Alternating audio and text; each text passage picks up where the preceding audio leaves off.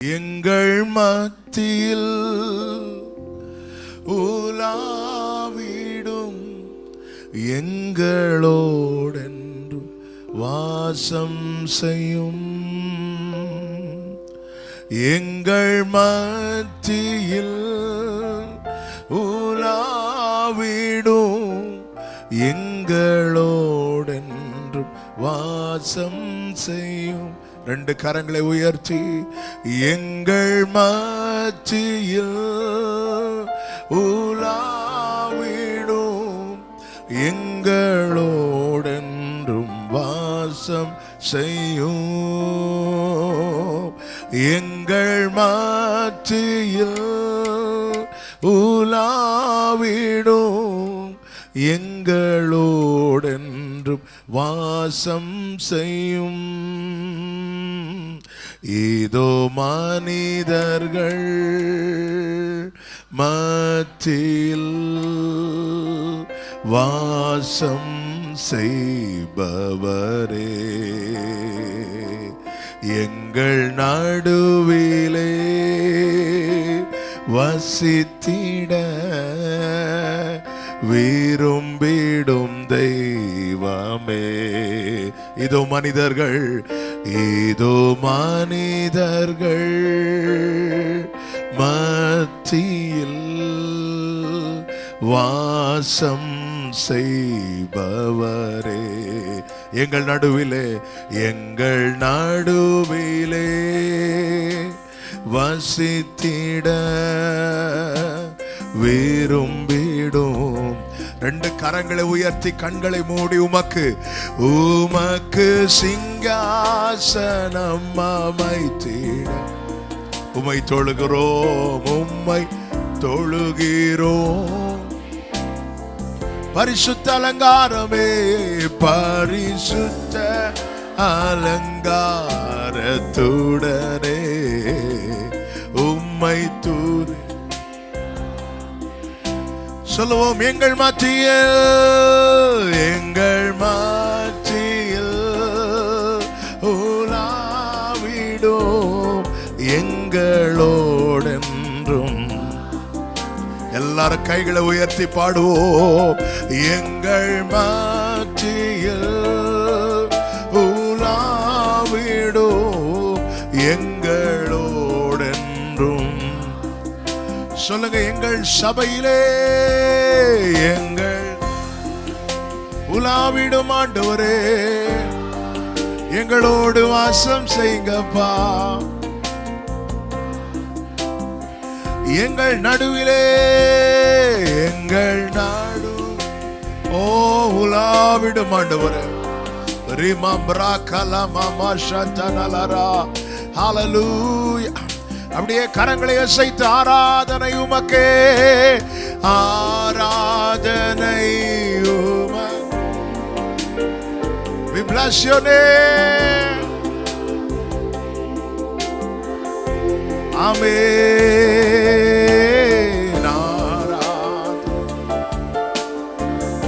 உங்க ஒருவருக்கே ஆராதனை,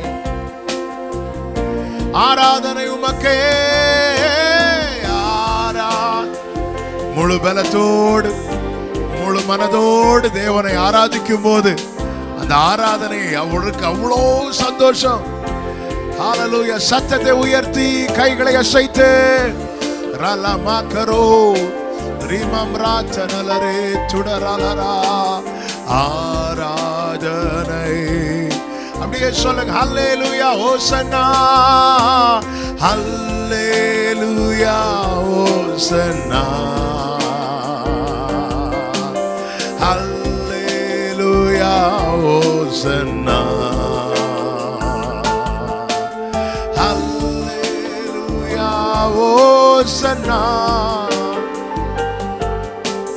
ஹல்லேலூயா ஹோசன்னா. ஹல்லேலூயா ஹல்லேலூயா. Glory Jesus. நன்றி ஆண்டவரே.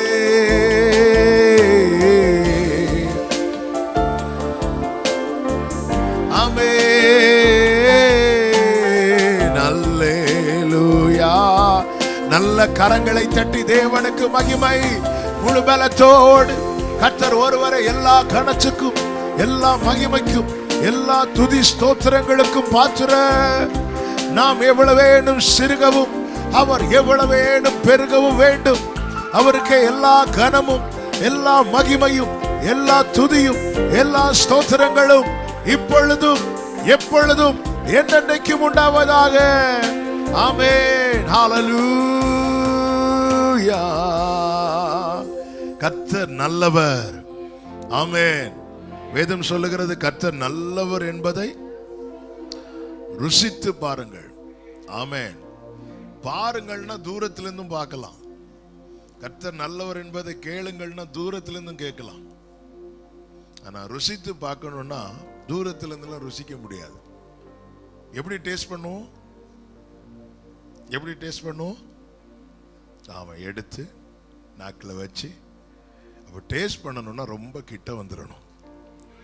நானும் நீங்களும் அவருடைய சமூகத்தில் நெருங்கும்படிக்கு, ஆமே, அந்த கிருபாசன தண்டை தைரியமாய் நெருங்கும்படிக்கு சிலுவையிலே நமக்கு அப்படி ஒரு பாக்கியத்தை உண்டு பண்ணி இருக்கிறார். இப்பொழுது நாம் ஆராதிக்கிறது பிராகாரத்தில் நின்று அல்ல, பரிசுத்த ஸ்தலத்தில் ஒரு சமூகத்தில் நின்று. ஹல்லேலூயா. ஆமென். இயேசுவை எனக்கு முன்பாக வைத்து, ஆமென், ஆராதனையில நம்மால் அவரோடு இன்னும் கிட்டி சேர முடியும், அவரை தொட முடியும், அவரை அனுபவிக்க முடியும். ஆமென். நம்ம தேவ சமூகத்தில் கூடி ஆராதிக்கும் போது என்னால இயேசு அனுபவிக்க முடியலன்னா, ஆமென், நான் ஆராதனைக்கு வரலன்னு அர்த்தம். சொல்ல, நான் கரெக்டா சர்ச்சுக்கு வந்தேன், சர்ச்சுக்கு வந்துட்டோம், சமூகத்தில் வரல, அனுபவிக்கணும். யோவான் சொல்றார், ஆதி முதல் இருந்ததும் எங்கள் காதுகளினால் கேள்விப்பட்டதும் எங்கள் கண்களினால் நோக்கி பார்த்ததும் எங்கள் கைகளால் தொட்டதும் ஆகிய. எத்தனை பேர் ஆண்டவர் அனுபவிக்க வந்திருக்கிறேன்னு சொல்றீங்க? வாழ்த்துவேன், போற்றுவேன், உம்மை மாத்திரம் நோக்கி என்றும் ஜீவிப்பேன்.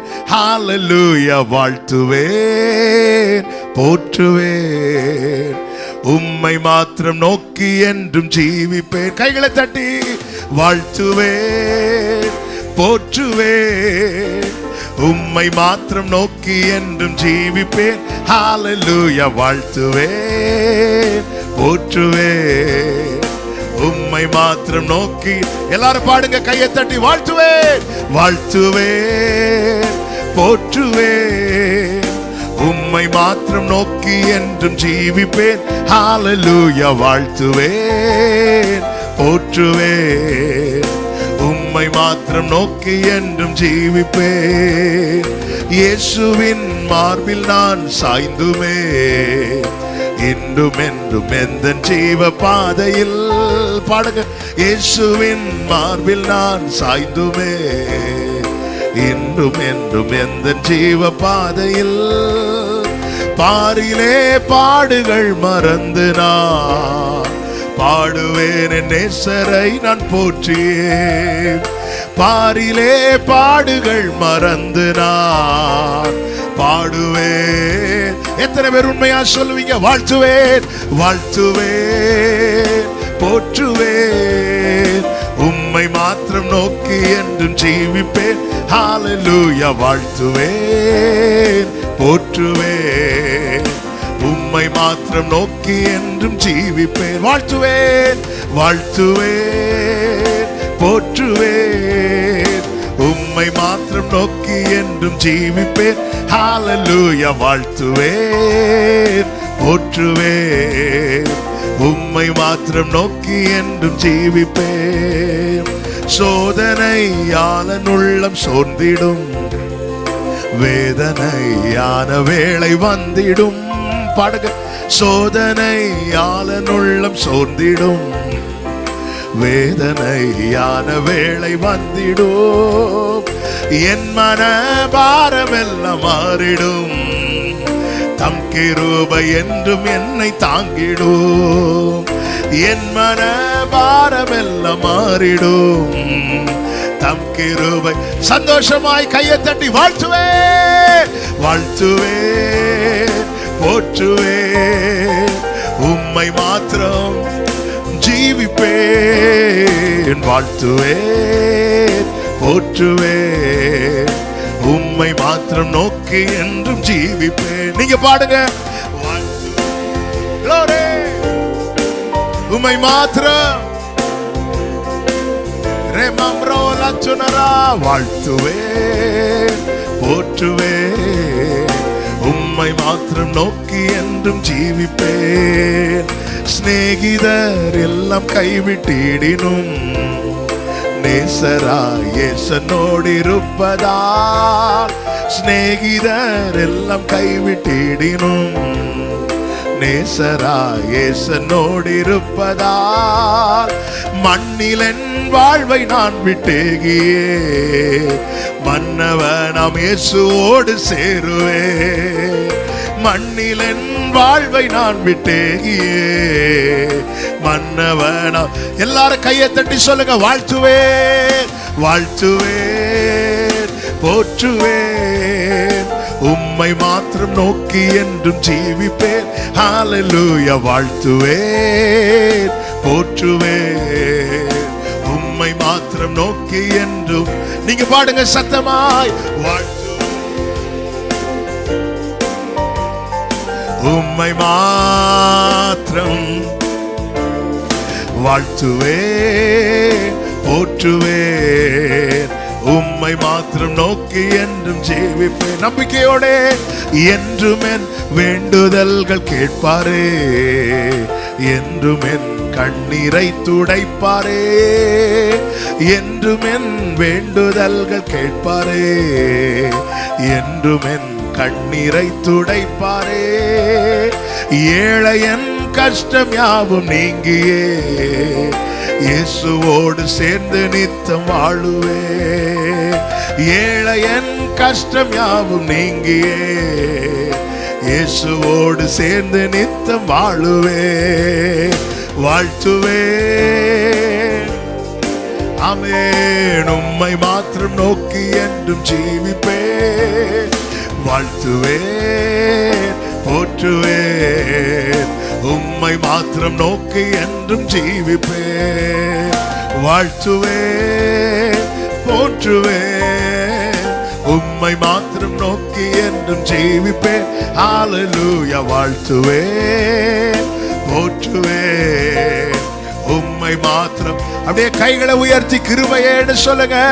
கிருபையே, கிருபையே, மாறாத நல்ல கிருபையே, கிருபையே,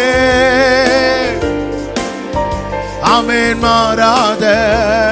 இன்னும் சத்தமாய் கிருபையே, கிருபையே, கிருபையே, மாறாத நல்ல கிருபையே, கிருபையே. ஹல்லேலூயா. கிருபைகளை அவர் தருவதற்காய் வாழ்த்துவேன், போற்றுவேன், உம்மை மாத்திரம் நோக்கி என்றும் ஜீவிப்பேன். ஹல்லேலூயா. வாழ்த்துவேன், போற்றுவேன், உம்மை மாத்திரம் நோக்கி என்றும் ஜீவிப்பேன். வாழ்த்துவேன், போற்றுவேன், உம்மை மாத்திரம் நோக்கி என்றும் ஜீவிப்பேன். வாழ்த்துவேன், போற்றுவேன், உம்மை மாத்திரம். நல்ல கரங்களை தட்டி தேவனுக்கு மகிமை. என்றும் நம்முடைய வேண்டுதல்களை கேட்கிறவர், நம் கண்ணீரை துடைக்கிறவர், நம் கஷ்டங்கள் யாவையும் தீர்த்து நம்மை தம்மோடு சேர்த்துக் கொள்ளுகிறவர். அவருக்கே மகிமை, அவருக்கே கனம், அவர் ஒருவருக்கே துதி. ஹல்லேலூயா, ஹல்லேலூயா. கர்த்தர் எவ்வளவு நல்லவர், கிருபையுள்ளவர். ஆண்டவரே, நான் உங்க கிருபையினால உங்க சமூகத்தில் நிற்கிறேன்னு சொல்றவங்க உங்க கரத்தை வானத்துக்கு நேராக உயர்த்து, உங்க வலது கரத்தை வானத்துக்கு நேராக உயர்த்து, இடது கரத்தை இருதயத்தில் வைத்து கண்களை மூடு. ஆண்டவரே, என்னை விட எத்தனையோ நல்லவங்க இன்னும் உம்மை அறியாமல் இருக்கும் போது, உம்முடைய சமூகத்தில் காணப்படாது இருக்கும் போது, கிருபையா என்னை இழுத்து கொண்டு வந்தீரே. நானும் நீங்களும் காருண்யத்தால் இழுக்கப்பட காரணம் அவர் நம்மேல் வைத்த அநாதி சிநேகம். அந்த அன்பு மாறவே இல்லை, மாறாத அன்பு. இதுவரை மாறல. ஆண்டவர் சொல்லுகிறார், நான் கர்த்தர், நான் மாறாதவர், ஆகையால் நீங்கள் நிர்மூலமாகவில்லை. நாம எவ்வளவு மாறணும், எவ்வளவு மீறணும். ஆமே, வேண்டான்னு தள்ளுறதுக்கு ஆண்டவருக்கு ஒரு செகண்ட் போதுமா இருந்துச்சு. ஆனா திருப்பியும் எழுப்பி விட்டார், மீண்டும் தூக்கி விட்டார். ஆண்டவர், என் மேல நீங்க பாராட்டின கிருபை எவ்வளவு பெரிதா இருக்கிறது. ஆண்டவர் எவ்வளவு உண்மை உள்ள தேவன். அப்பா உமக்கு நன்றி ஆண்டவரே, உமக்கு ஸ்தோத்திரம் ஆண்டவரே. நன்றியோடு துதிக்கிறோம். எல்லாரும் வாய்களை திறந்து சத்தமா ஸ்தோத்திரங்களை ஏறிடுங்க பார்க்கலாம். கிருபையை உணர்ந்தவங்களால துதிக்காம இருக்க முடியாது. கிருபை அனுபவிக்கிறவங்களால தேவனை மகிமைப்படுத்தாமல் இருக்க முடியாது. தகப்பனே உமக்கு ஸ்தோத்திரம், இயேசுவே உமக்கு நன்றி ராஜா, நன்றி ராஜா, நல்லவரே. நன்றியோடு உம்மை நாங்கள் உயர்த்துகிறோம், உம்மை நாங்கள் போற்றுகிறோம். யாரும் அறியாத என்னை நன்றாயறிந்து தேடி வந்த நல்ல நேசர், யாரும் அறியா நன்றாய் தேடி வந்த உம்மழகான கண்கள், உம்மழகான முடிந்ததென்று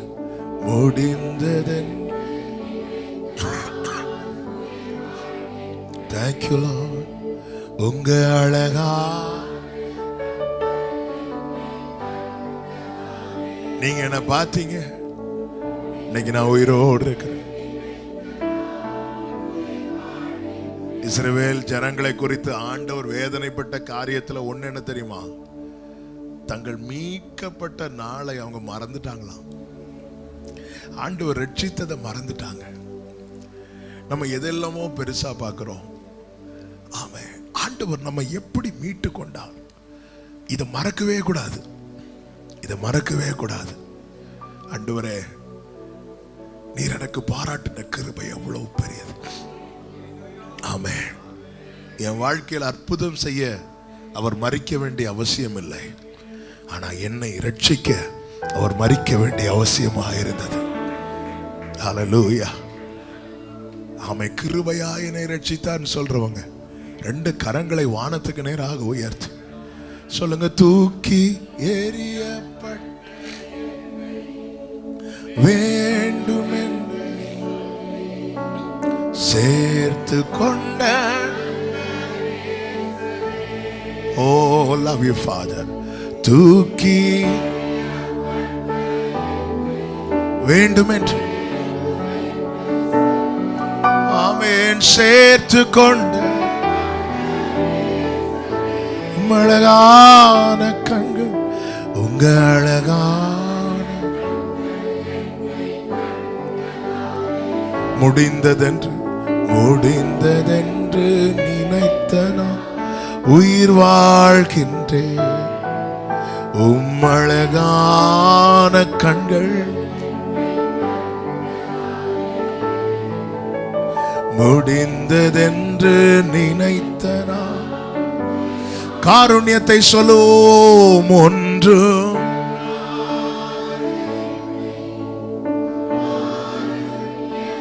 உயர்த்தி வைத்தவரே,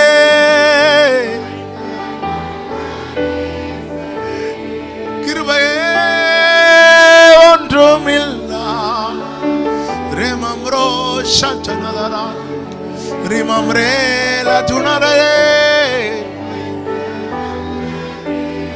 ஆமென். உம்மழகா ஓ முடிந்து உயிர் வாழ்கின்றேன்.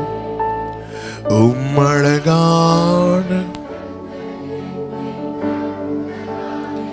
ஹல்லேலூயா.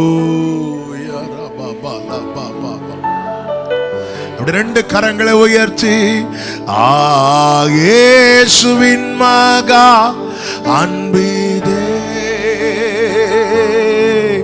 அதினாலம் அறியலாகுமோ இதற்கிணையேதும் வேறில்லையே இணையேதும் வேறு இயேசுவின் மகா இயேசுவின் மகா glory adinalam. Thank you, Father. Thank you for your presence, Lord. இதற்கிணையேதும் வேறில்லையே இணையேதும். கடைசி அப்படியே கைகளை அசைத்து ஹல்லேலூயா பாடுவோம். ஹல்லேலூயா hallelujah glory hallelujah hallelujah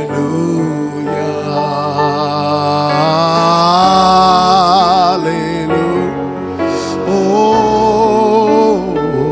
hallelujah rama kalabatara ரிபாலபா கடரபாலபா துடரபா சந்தரபா ஹல்லேலூயா. தாழ்த்தி அர்ப்பணிக்கிறோம். தொடர்ந்து நீரே பொறுப்படுத்திக் கொள்ளும். இயேசுவின் நாமத்தில் பிதாவே ஆமென். ஹல்லேலூயா. கரங்களை உயர்த்தி ஆண்டவருக்கு மகிமை செலுத்துவோம். ஹல்லேலூயா. கர்த்தரும் இரட்சகரும் ஆகிய இயேசு கிறிஸ்துவின் இனிய நாமத்தினாலே இந்த நாளிலே தேவனை ஆராதிக்கும்படி வந்திருக்கிற உங்கள் அனைவரையும் வாழ்த்துகிறேன். சபை போதகர் குடும்பத்தை இயேசுவின் நாமத்திலே வாழ்த்துகிறேன். கர்த்தர் நல்லவர். ஆமென். அழகான சங்கீதத்தை வாசித்தோம். கர்த்தருக்கு மகிமை செலுத்துங்கள், கர்த்தருக்கே அதை செலுத்துங்கள். ஹல்லேலூயா. ஆமென். அவருடைய நாமத்திற்குரிய மகிமையை கர்த்தருக்கு செலுத்துங்கள். கர்த்தர் நல்லவர். எப்போவுமே ஆராதனையில் ஆமென் கவனிக்க வேண்டிய முக்கியமான விஷயம் கர்த்தருடைய வார்த்தை மட்டுமல்ல, என் ஆராதனையில் ஆண்டவருக்கு பிடிச்சதா, எனக்கு தேவனால் ஏற்றுக்கொள்ள முடிந்ததா. ஆமென். இந்த எதிர்பார்ப்பு நமக்கு ரொம்ப அவசியமாக இருக்கிறது. ஆமென். நமக்கு இன்னைக்கு இந்த பாட்டு நல்லா இருந்து, இது நல்லா இருந்து, இப்படி அல்ல. ஆராதனை நமக்கு நல்லா இருக்கிறதுக்கல்ல, ஆராதனை அவருக்கு நல்லா இருக்கணும். ஆமென் சொல்லுங்க பார்க்கலாம். ஹல்லேலூயா. அதனால தான் ஃபாதர் அழகாக பாடியிருக்கிறாங்க. முழு உள்ளத்தோடு ஆராதிப்பே, முழு பலத்தோடு அன்பு கூறுவே, ஆராதனை ஆராதனை. ஹல்லேலூயா. இன்னைக்கு காலையில் கூட நீங்கள் இந்த சர்ச்சில் இந்த பாட்டை பாடணும். எத்தனை பேர் முழு பலத்தோடு பாடினீங்க? நான் கை தூக்க சொல்லலை. ஆமென். ஹல்லேலூயா. நம்ம முழு பலத்தோடு சொல்லிட்டு இப்படி தான் கை தட்டுவோம்ல, ஏன்னா ரேகை அழிஞ்சிட்டுன்னா. ஹல்லேலூயா. ஆண்டவருக்கும் கொடுக்கறத பெஸ்ட்டாக கொடுக்கணும், மொத்தமாக கொடுக்கணும். கர்த்தர் அதில் பிரியப்படுகிறார். ஆமென் சொல்லுங்க பார்க்கலாம். இந்த காலை வேளையில் பேசும்படி ஆவியானவர் நினைவில் கொண்டு வந்த ஒரு வார்த்தையை எடுத்து சொல்லி நான் ஜெபிக்க விரும்புகிறேன். ஆதியாகமம் 22வது அதிகாரம். ஆதியாகமம் 22வது அதிகாரம் அதனுடைய 5வது வசனத்தை ஒருத்தங்க வாசிக்கலாம். ஆதியாகமம் 22:5.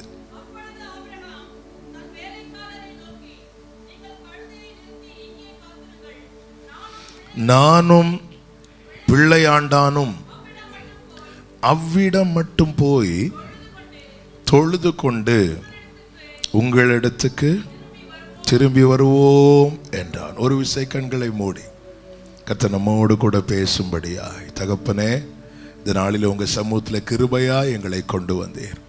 பாட துதிக்க ஆராதிக்க கிருபை செய்தீர். Thank you father. இப்பொழுது உம்முடைய வார்த்தைக்காய் காத்திருக்கிறோம்.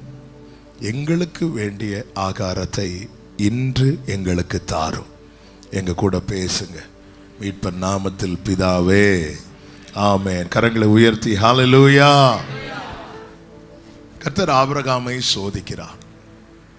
ஆபிரகாமை கூப்பிட்டு சொல்லுகிறார், உன் ஏகசுதன், உன் நேசகுமாரன் ஈசாக்கை எனக்கு நான் குறிக்கும் மலைகள் ஒன்றிலே பலியிடு என்று சொல்லி ஆண்டவர் பேசும்போது, ஆபிரகாம் ஈசாக்கை அழைத்து கொண்டு உடன் 2 வேலைக்காரர்களையும் அழைத்து கொண்டு தேவன் குறித்த ஸ்தானத்துக்கு வருகிறான். தேவன் குறித்த இடத்துக்கு வந்து நிற்கிறான். அப்படி வரும்போது மலையடி வாரத்தில் அந்த 2 வேலைக்காரர்களை நிறுத்திவிட்டு ஆபிரகாம் சொல்லுகிறார், நீங்க எங்கே இருங்க, நானும் பிள்ளையாண்டானும் அவ்விடம் மட்டும் போய் தேவன் நான் பலி செலுத்தும்படி, நான் ஆராதிக்கும்படி எனக்கு குறித்த, எனக்கு காண்பித்த, எனக்கென்று தேவன் ஏற்படுத்தின இடத்துக்கு போய் தொழுது கொண்டு வருகிறோம். தேவ பிள்ளைகள் தேவனை எங்கும் ஆராதிக்கலாம். ஆனால் சபையாய் ஆராதிக்கிறது என்பது தேவன் குறித்த இடம், தேவன் ஏற்படுத்தினது. 2 விதமான காரியங்களை வேதம் நமக்கு காண்பிக்கிறது. ஒன்று தேவன் ஏற்படுத்துகிறது, இன்னொன்று நாம் ஏற்படுத்தி கொள்ளுவது. சபை பக்தி விருத்தி அடைய சிலரை அப்போஸ்தலராகவும் தீர்க்கதரிசிகளாகவும் சுவிசேஷகர்களாகவும் மெய்ப்பர்களாகவும் போதகர்களாகவும் தேவன் ஏற்படுத்தினார் என்று சொல்லப்பட்டிருக்கிறது. ரட்சிக்கப்படுகிறவர்களை கர்த்தர் அனுதினமும் சபையிலே கொண்டு வந்து சேர்க்கிறார், சேர்த்து கொண்டு வந்தார் என்று சொல்லப்பட்டிருக்கிறது. என்னை தேவன் கொண்டு வந்து சேர்க்கிறது ஒன்று இருக்கிறது, நானா போய் சேர்றதுன்னு ஒன்று இருக்கிறது. எனக்கான மெய்ப்பர்களை தேவன் எனக்கு ஏற்படுத்தி தருகிறது என்று ஒன்று இருக்கிறது. தீமோத்தேயுக்கு பவுல் எழுதும்போது சொல்லுகிறார், தங்கள் சுய இச்சைகளுக்கேற்ற போதகர்களை தங்களுக்கு ஏற்படுத்தி கொண்டார்கள். எனக்கான போதகர்களை நானா ஏற்படுத்தி கொள்ளுகிறது ஒன்று இருக்கிறது. தேவ பிள்ளைகளை புரிந்து கொள்ளுங்கள், நாம் ஆடுகள், அவர் பிரதான மேய்ப்பன். ஆடு ஒருபோதும் சொல்லாது என்னை இந்த பாதையில் நடத்துங்கள் என்று. காரணம், ஆடுக்கு பாதை தெரியாது. ஆடுக்கு கண்ணு தெரியும், ஆடுக்கு பாதை தெரியாது. ஆமே, நம்ம குருடர்கள் என்று யாரை சொல்லுவோம் தெரியுமா? கண்ணு தெரியாதவர்களை. ஆனால் பரலோகம் குருடர்கள் என்று யாரை சொல்லுகிறது தெரியுமா? பாதை தெரியாதவர்களை. அதனாலதான் கண்கள் இருந்தும் குருடரா இருக்கிறாங்க. ஏன்னா அவங்களுக்கு பாதை தெரியல. ஹல்லேலூயா. ஆடை குறித்து கேள்விப்பட்டிருக்கிறேன். ஆமா, அதுக்கு 30 அடிக்கு மேல கண்ணு தெரியாதாம். ஆமே, கண்ணு தெரியும், ஆனா 30 அடிக்கு மேல. அதனால அந்த ஆடுக்கு மேய்ப்பனுடைய வாசனையோ மேய்ப்பனுடைய சத்தமோ இருந்துட்டே இருக்கணும். அப்படின்னா மட்டும்தான் அது நடக்கும். எந்த திசையிலே மேய்ப்பனுடைய சத்தம் வருகிறதோ அதை நோக்கி நடந்து போயிட்டே இருக்கும். ஆமே, நம்மை நடத்துகிறவர் அவர் பிரதான மேய்ப்பர். கர்த்தர் நம்ம எங்கே கொண்டு சேர்த்திருக்கிறார், எங்கே இணைத்திருக்கிறார். ஆமே, இதுல ஒரு தேவ பிள்ளை ரொம்ப கவனமா இருக்கணும். நானும் பிள்ளையாண்டானும் போய் தொழுது கொண்டு வருகிறோம், வர்ஷிப் பண்ணிட்டு வரோம், ஆராதிச்சுட்டு வரோம். ஆமே, இந்த வேத பகுதியிலிருந்து இன்னைக்கு முக்கியமா உங்க மத்தியில பேச விரும்புகிற வார்த்தை இதுதான். தொழுது கொள்ளுகிறவர்கள் கவனத்திற்கு, ஆராதிக்கிறவங்க கவனத்திற்கு. ஆராதிக்கிறவர்கள் கவனிக்க வேண்டிய 3 முக்கியமான காரியத்தை நான் சொல்லி நான் ஜெபிக்க விரும்புகிறேன். ஆராதனைக்கு தேவையான மிக 3 முக்கியமான காரியங்கள். எப்பவுமே ஒரு பிரசங்கமா நம்ம கேட்கக்கூடாது. பிரசங்கமா கேட்டால் நம்ம அறியாமலே நம்ம மார்க் போட ஆரம்பிச்சிடும். தேவ சமூகத்தில் ஒரு நாளும் உட்காந்து பிரசங்கம் கேட்கக்கூடாது. தேவ சமூகத்தில் உட்காந்து எனக்கான வார்த்தையை இன்னைக்கு கர்த்தர் என் கூட பேசுகிறார். சங்கீதம் 40 தாவீது ஒரு வார்த்தையை சொல்லுவார். நான் அதை சொல்லிட்டு இந்த செய்திக்குள் வர விரும்புகிறேன். 40வது சங்கீதம், அதில் தாவீது என்ன சொல்லுவார்னா, பயங்கரமான குழியிலிருந்து என்னை, சேற்றிலிருந்து என்னை தூக்கி எடுத்து கண்மலை மேல் நிறுத்தி என் அடிகளை உறுதிப்படுத்தி அவரை துதிக்கும் பாடலை எனக்கு கொடுத்தார். அநேகர் அதை கண்டு பயந்து கர்த்தரை நம்புவார்கள். சொல்லிட்டு 6வது வசனத்திலே சொல்லுகிறார், பலியையும் காணிக்கையும் நீர் விரும்பாமல் என் செவிகளை திறந்தீர். கவனிங்க இந்த வார்த்தையை, என்ன பியூட்டிஃபுல்லான வார்த்தை. தாவீது பார்க்கிறார், பைபிள்ல பார்க்கிறார், ஓ இப்படி பலி இருக்கு, அப்படி பலி இருக்கு, அப்ப நம்ம அப்படியே பலி செலுத்துவோம்னு சொல்லிட்டு தேவ சமூகத்துல போகும்போது ஆண்டவர் பலியை கை நீட்டி பலியை வாங்குவார்னு பார்த்தா கை நீட்டி என் காதை பிடிக்கிறார். ஆமென். எப்போ தாவீதின் செவிகள் திறக்கப்பட்டதோ, செவி திறந்தீர் என்றால் என்ன அர்த்தம் தெரியுமா? வார்த்தையை உள்ளபடியே உள்வாங்குவது. எப்போ செவிகள் திறக்கப்பட்டதோ அடுத்த வசனத்தில் சொல்லுகிறார், புஸ்தக சுருளிலே என்னை குறித்து எழுதப்பட்டிருக்கிறது. ஆமென். இது ஆபிரகாமை பத்தி, இது மோசையை பத்தி, இது ஈசாக்கை பத்தி, இது யாக்கோபை பத்தி, இது தாவீதை பத்தி. இப்படி பார்த்துட்டு இருந்த கண்ணோட்டம் ஒருவனுடைய செவிகள் திறக்கப்படும் போது மாறுது. எப்படி மாறுதுன்னா, இல்லை இது என்ன பத்தி எழுதியிருக்கிறது, புஸ்தக சுருளிலே என்னை குறித்து எழுதப்பட்டிருக்கிறது. என்னை குறித்து. இன்னைக்கு கர்த்தர் என் கூட பேசுகிறார், எனக்காக பேசுகிறார். இந்த இந்த கண்ணோட்டம் நமக்குள்ள வரலன்னா நம்முடைய செவிகள் இன்னும், என் செவி திறக்கப்படாம என் பலியையும் என் காணிக்கையும் தேவன் விரும்ப மாட்டார். என் செவிகள் திறக்கப்படாம நான் எவ்வளவுதான் கொண்டு வந்து காணிக்க கொடுத்தாலும், சபை கணக்கில் வேணா ஏறலாம், பரலோக கணக்கில் ஏறாது. என் செவி திறக்கப்படலைன்னா என்னுடைய பலியை கர்த்தர் விரும்ப மாட்டார். நான் எவ்வளவு ஆராதித்தாலும், காலையில எழுப்பி வந்து ஆராதிக்கிறேன் ஆண்டவரே, ஆனா என் செவி திறக்கப்படலை, தேவனால் அதை அங்கீகரிக்க முடியாது. ஒரு தேவ பிள்ளை நல்லா கவனிக்கணும். இந்த ஆபிரகாம் கர்த்தருடைய சொல்லுக்கு கீழ்ப்படிந்து பலி செலுத்த வருகிறான். கர்த்தருடைய வார்த்தைக்கு செவி கொடுத்து, இந்த புஸ்தக சுருளில என்னை குறித்து எழுதப்பட்டிருக்கிறது. பைபிள் அப்படி நம்ம படிக்கிறோமா என்னைக்காவது? இது ஆபிரகாமுக்கு கர்த்தர் சொன்னார். ரோமர் 4 என்ன சொல்லப்பட்டிருக்கிறது? நீதியாய் எண்ணப்பட்டது ஆபிரகாமுடைய விசுவாசம், அது அவனுக்கு மாத்திரமல்ல நமக்காக எழுதப்பட்டிருக்கிறது.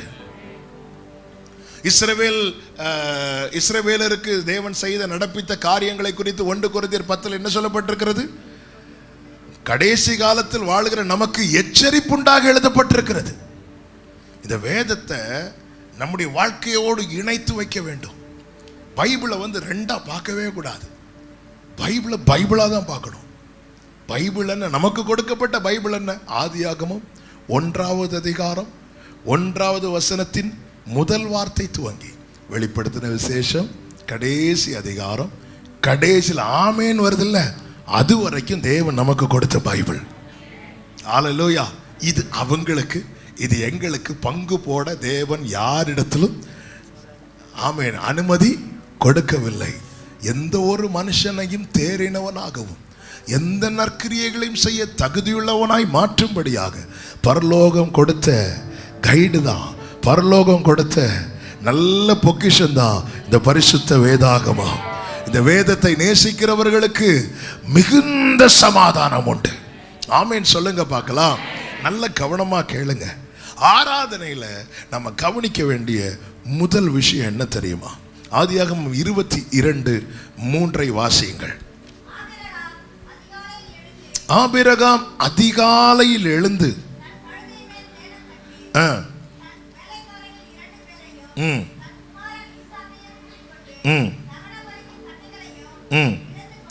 தகன பலிக்கு கட்டைகளையும் பிளந்து கொண்டு தேவன் தனக்கு குறித்த இடத்துக்கு போனான். ஆராதனைக்கு ஆயத்தம் அவசியம். ஆயத்தம். காரணம், அவன் போகிறது பலி செலுத்த. ஆராதனை என்பது பலி. பலி. ஹல்லேலூயா. உகந்த காணிக்கையாய் ஒப்பு கொடுத்தேனையா, சுகந்த வாசனையா முகர்ந்து மகிழு. அவன் அப்படியே போகல, அங்க போய் விறகு எடுத்துக்கலாம், அங்க போய் பார்த்துக்கலாம். இல்ல, ஆயத்தமாகிறான், ஆயத்தமாகிறான், ஆயத்தமாகி போகிறான். நல்ல கவனமா கேளுங்க. ஆயத்தம் இல்லாமல் தேவனை ஆராதிக்கவே கூடாது. அது நிர்விசாரமா இருக்கிறோம். நாம் அது ஆராதனையை கனவீனப்படுத்துகிறோம். எப்படிப்பட்ட ஆயத்தம் தேவை தெரியுமா? பொதுவாகவே இப்போ இன்னைக்கு பிரதர்ஸ் பாடினாங்க, திடீர்னு வந்து பாட்டு எடுத்திருக்க மாட்டாங்க, ஏற்கனவே அந்த பாட்டெல்லாம் எடுத்திருப்பாங்க. எல்லாத்துக்குமே ஆயத்தம் இருக்கிறது.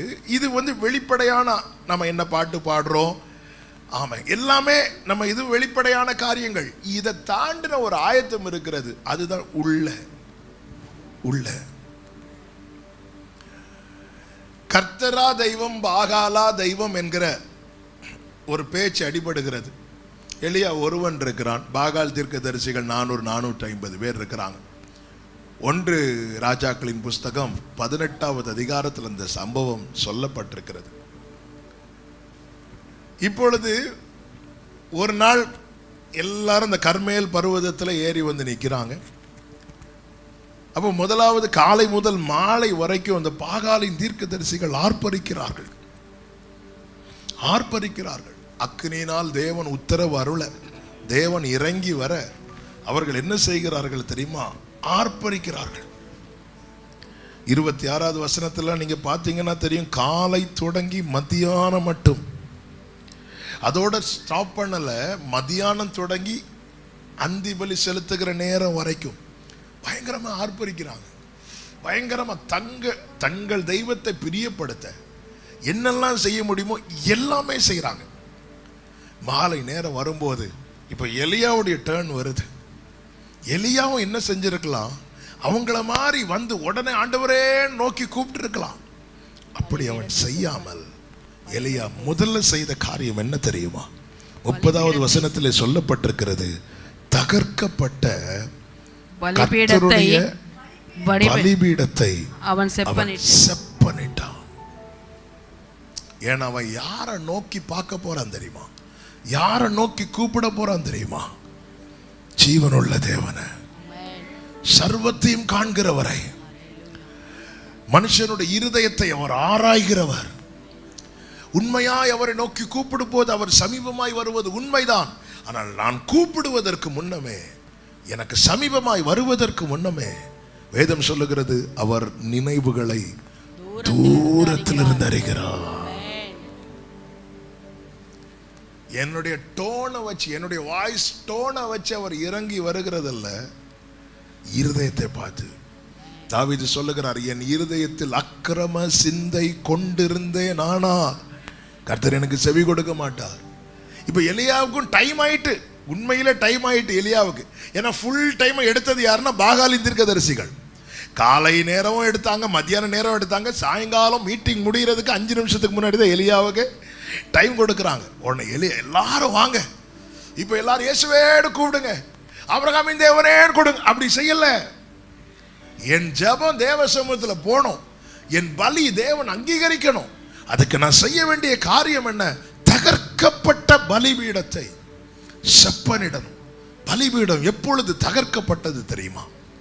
ரெகோபயாம் நாட்களிலே. தாவீது இருக்கும் வரைக்கும் 12 கோத்திரங்களும் சேர்ந்திருந்தார்கள். சாலமோனின் நாட்களில் பிந்தி ரெகோபயாம் நாட்கள் வரும்போது கோத்திரங்கள் பிரிக்கப்பட்டது. 10 பிரிக்கப்பட்டது. 10 கோத்திரங்களும் இஸ்ரவேல் எனவும், யூதா கோத்திரம் யூதா கோத்திரத்தோடு பென்யமீன் ஒட்டி கொண்டான். யூதா கோத்திரம் தனியாகவும், இப்படி 10 பிரிக்கப்பட்டது. எப்பொழுது 10 பிரிக்கப்பட்டதோ அப்பொழுது அக்கினி இறங்குவது நின்று விட்டது. ஆராதனை இருக்கிறது, பாடல் இருக்கிறது, ஆர்ப்பரிப்பு இருக்கிறது, அந்நிய அக்கினியும் இருக்கிறது. ஆனால் பரலோக அக்கினி இன்னும் இறங்கவில்லை. ஹல்லேலூயா. ஆராதனைக்கு ஒரு தேவ பிள்ளைக்கு என்ன தேவை தெரியுமா? ஆமென், ஆயத்தம் தேவை. இந்த எலியா கர்த்தருக்கு முன்பாய் நிற்கிறவன், கர்த்தருடைய மனதை அறிந்தவன், கர்த்தருடைய விருப்பத்தை அறிந்தவன். அவன் எல்லாரையும் கூப்பிடுறான். ஆகாபும் பார்த்து கொண்டிருக்கிறான். இப்பொழுது எலியா செய்த காரியம் என்ன? 31வது வசனத்திலே சொல்லப்பட்டிருக்கிறது, உனக்கு இஸ்ரவேல் என்னும் பெயர் இருப்பதாக என்று சொல்லி கர்த்தருடைய வார்த்தையை பெற்ற யாக்கோபுடைய குமாரரால் உண்டான கோத்திரங்களுடைய லெக்கத்தின்படியே 12 கற்களை எடுத்து, இஸ்ரவேல்னு சொல்லிட்டு ரூபனுக்கு ஒரு கல் எடுத்து வைக்கிறான், சிமியோனுக்கு ஒரு கல் எடுத்து வைக்கிறான், லேவிக்கு ஒரு கல் எடுத்து வைக்கிறான். இப்படி 10 கல் எடுத்து வச்சதோட ஸ்டாப் பண்ணிடுவான்னு பார்த்தா 11வது ஒரு கல் எடுத்து வைக்கிறான். ஆகாபுக்கு விறு விறு விறுன்னு வருது. எப்படி இவனை உள்ள கொண்டு வரலாம்? எப்படி இவனை இஸ்ரவேல் சொல்லலாம்? யூதாவை எப்படி இஸ்ரவேல்னு சொல்லலாம்? அவனால தாங்க முடியல, அவனால் அக்செப்ட் பண்ண முடியல. 12 கல் பிரிந்து இருந்த, சிதறி இருந்த கற்களை இப்பொழுது ஆமென் எலியா ஒன்று சேர்த்து ஒரே சரீரமாய். அவயவங்கள் வித்தியாசம் உண்டு, அவயவங்களுடைய செயல்பாடுகளில் வித்தியாசம் உண்டு. ஆனால் அவைகளை எல்லாம் தேவன் ஒரே சரீரமாய் வைத்திருக்கிறார்.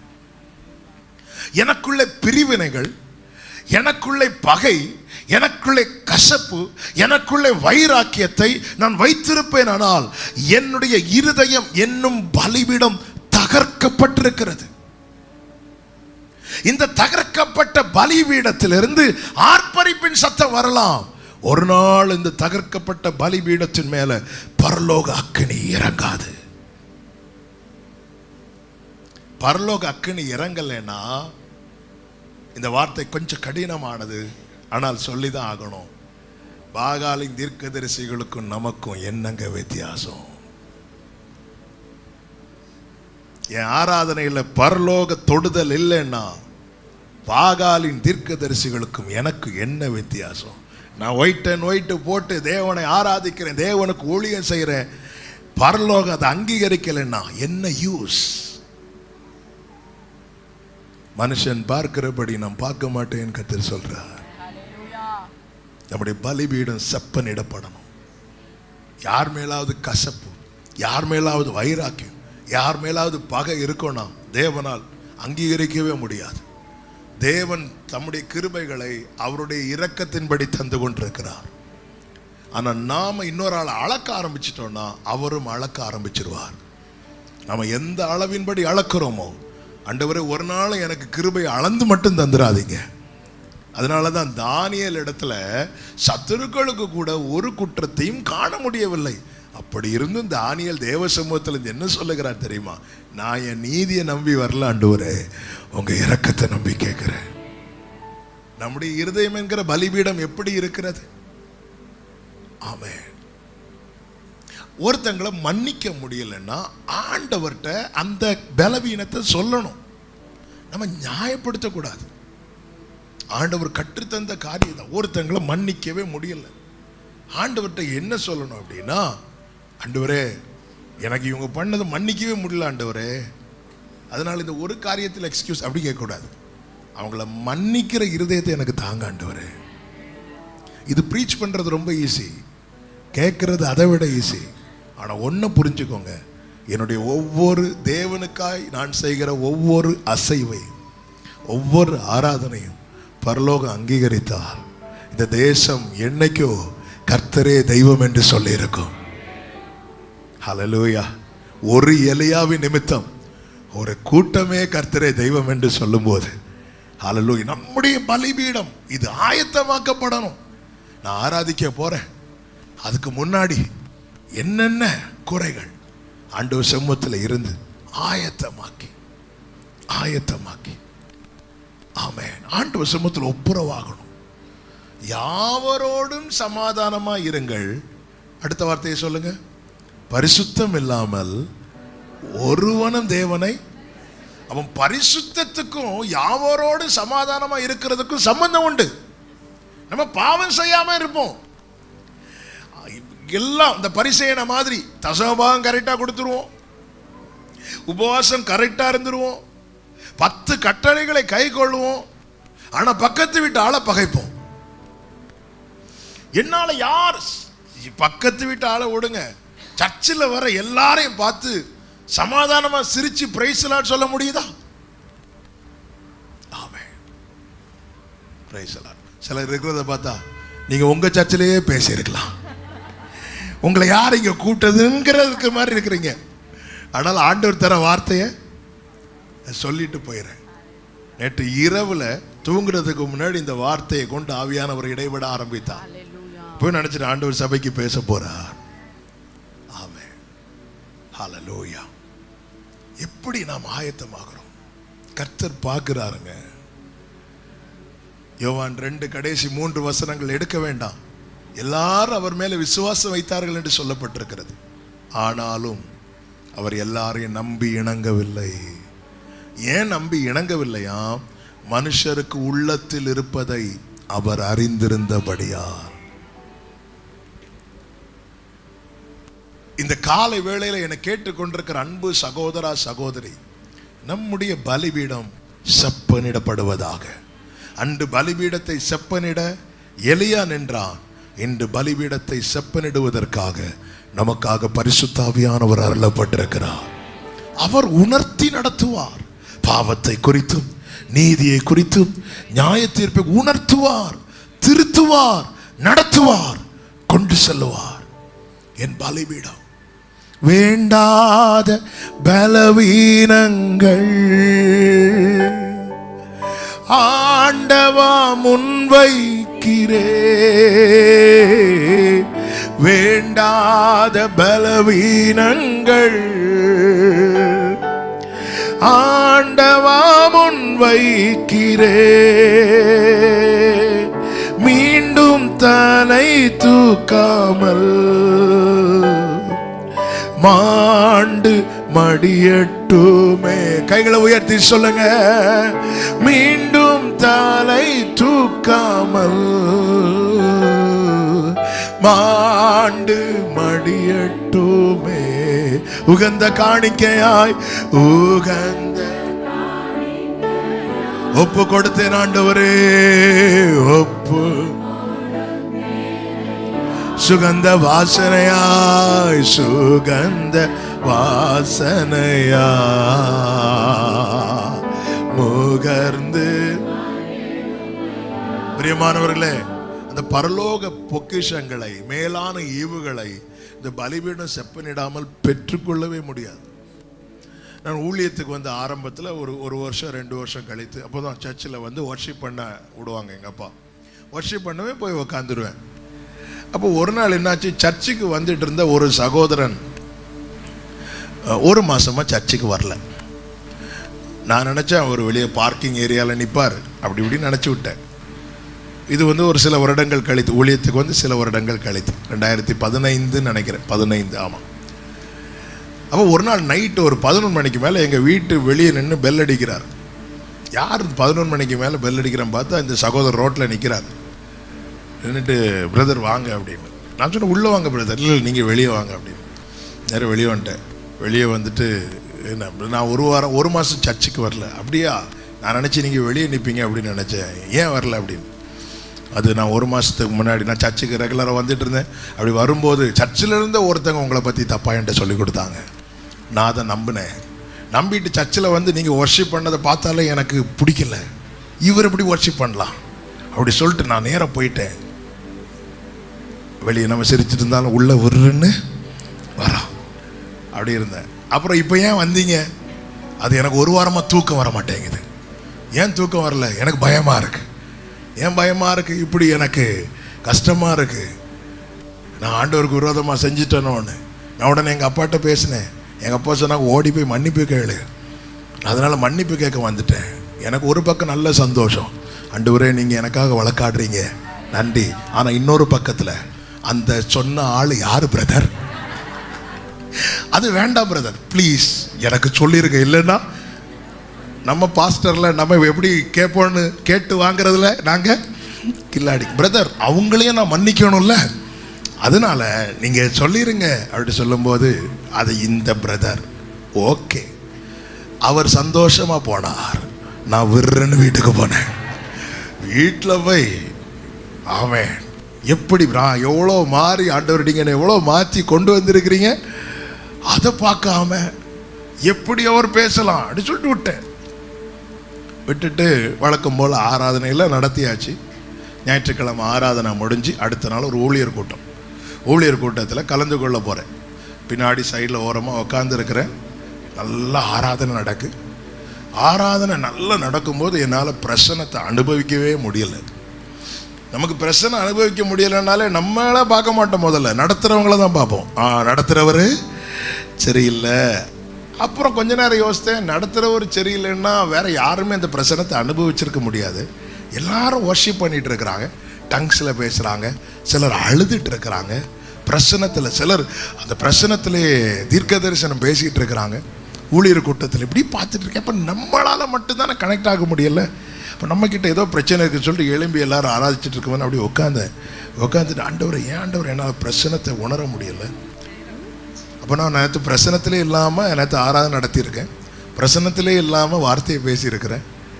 இன்னைக்கு தான் ஆண்டவர் எனக்கு கனெக்ட் ஆக முடியலையே, ஏன் ஆண்டவர்ன்னு கேட்கும்போது ஆண்டவர் அந்த பர்சன் அப்படி கண்ணுக்கு முன்னாடி கொண்டு வரார். அந்த பர்சனுடைய மூஞ்சி கண்ணுக்கு முன்னாடி பார்த்ததும் ஏன் மூஞ்சி மாறிட்டு பாருங்க, நல்லா சிரித்து பேசிட்டு இருப்போம். சிலரை பார்க்கும்போது அந்த சிரிப்பு எங்கே போகணும்னே தெரியாது. ஆண்டவர் சொன்னார் இவங்களை மன்னி அப்படின்னு. இப்போ நான் சிரித்து சொல்லிட்டு இருக்கிறேன், அந்த டைம் என்னால் அதை அக்செப்ட் பண்ண முடியல. எப்படி ஆண்டவர், எப்படி அவர் ஒருத்தரை சொல்லி ஒருத்தரை இடர பண்ணி அவரை சர்ச்சிலேருந்து வெளியே தள்ளிட்டு இவர் நல்ல பிள்ளை மாதிரி உள்ள வந்து, சில கிருபை விட்டவங்க இருப்பாங்க பாருங்க, சிலர் எடுத்து வெளியே போட்டுட்டு இவங்க நல்ல பிள்ளை மாதிரி உள்ள வந்து இருப்பாங்க, எங்கேயும் இருப்பாங்க. ஆமாம், அதான் எங்கள் பிரின்சிபால் சொல்லுவார், இவர் 12 பேரில் ஒரு ஆள் யூதாஸ், இதை கணக்கு பண்ணிக்கோ அப்படின்னு. ஆமாம், நீங்கள்லாம் யோவானா இருங்க, பேதுருவா இருங்க, கர்த்தர்களை ஆசீர்வதிப்பாராக. என்னால் முடியவே இல்லை. 11 மணி ஆச்சு, 12 மணி ஆச்சு, 1 மணி ஆச்சு, 2:30 வரை மீட்டிங் நடந்துச்சு. செர்மன் நடக்குது, என் செர்மன்லாம் காதிலே விழலை. இங்கே போராட்டம் நடக்குது. கடைசி ப்ரேயரில் எல்லாரும் ஜெபம் பண்ணிட்டு இருக்கும்போது ஆண்டவர் பேசினார், இவர் உனக்கு உன் பிரச்சனை முக்கியமா என் பிரச்சனை முக்கியமா அப்படின்னு கேட்டார். ஆண்டவர் எனக்கு உங்கள் பிரச்சனை வேணும், பிரச்சனை இல்லாட்ட நிற்க முடியாது, அப்போ நீ மன்னிக்கணும் அப்படின்னார்.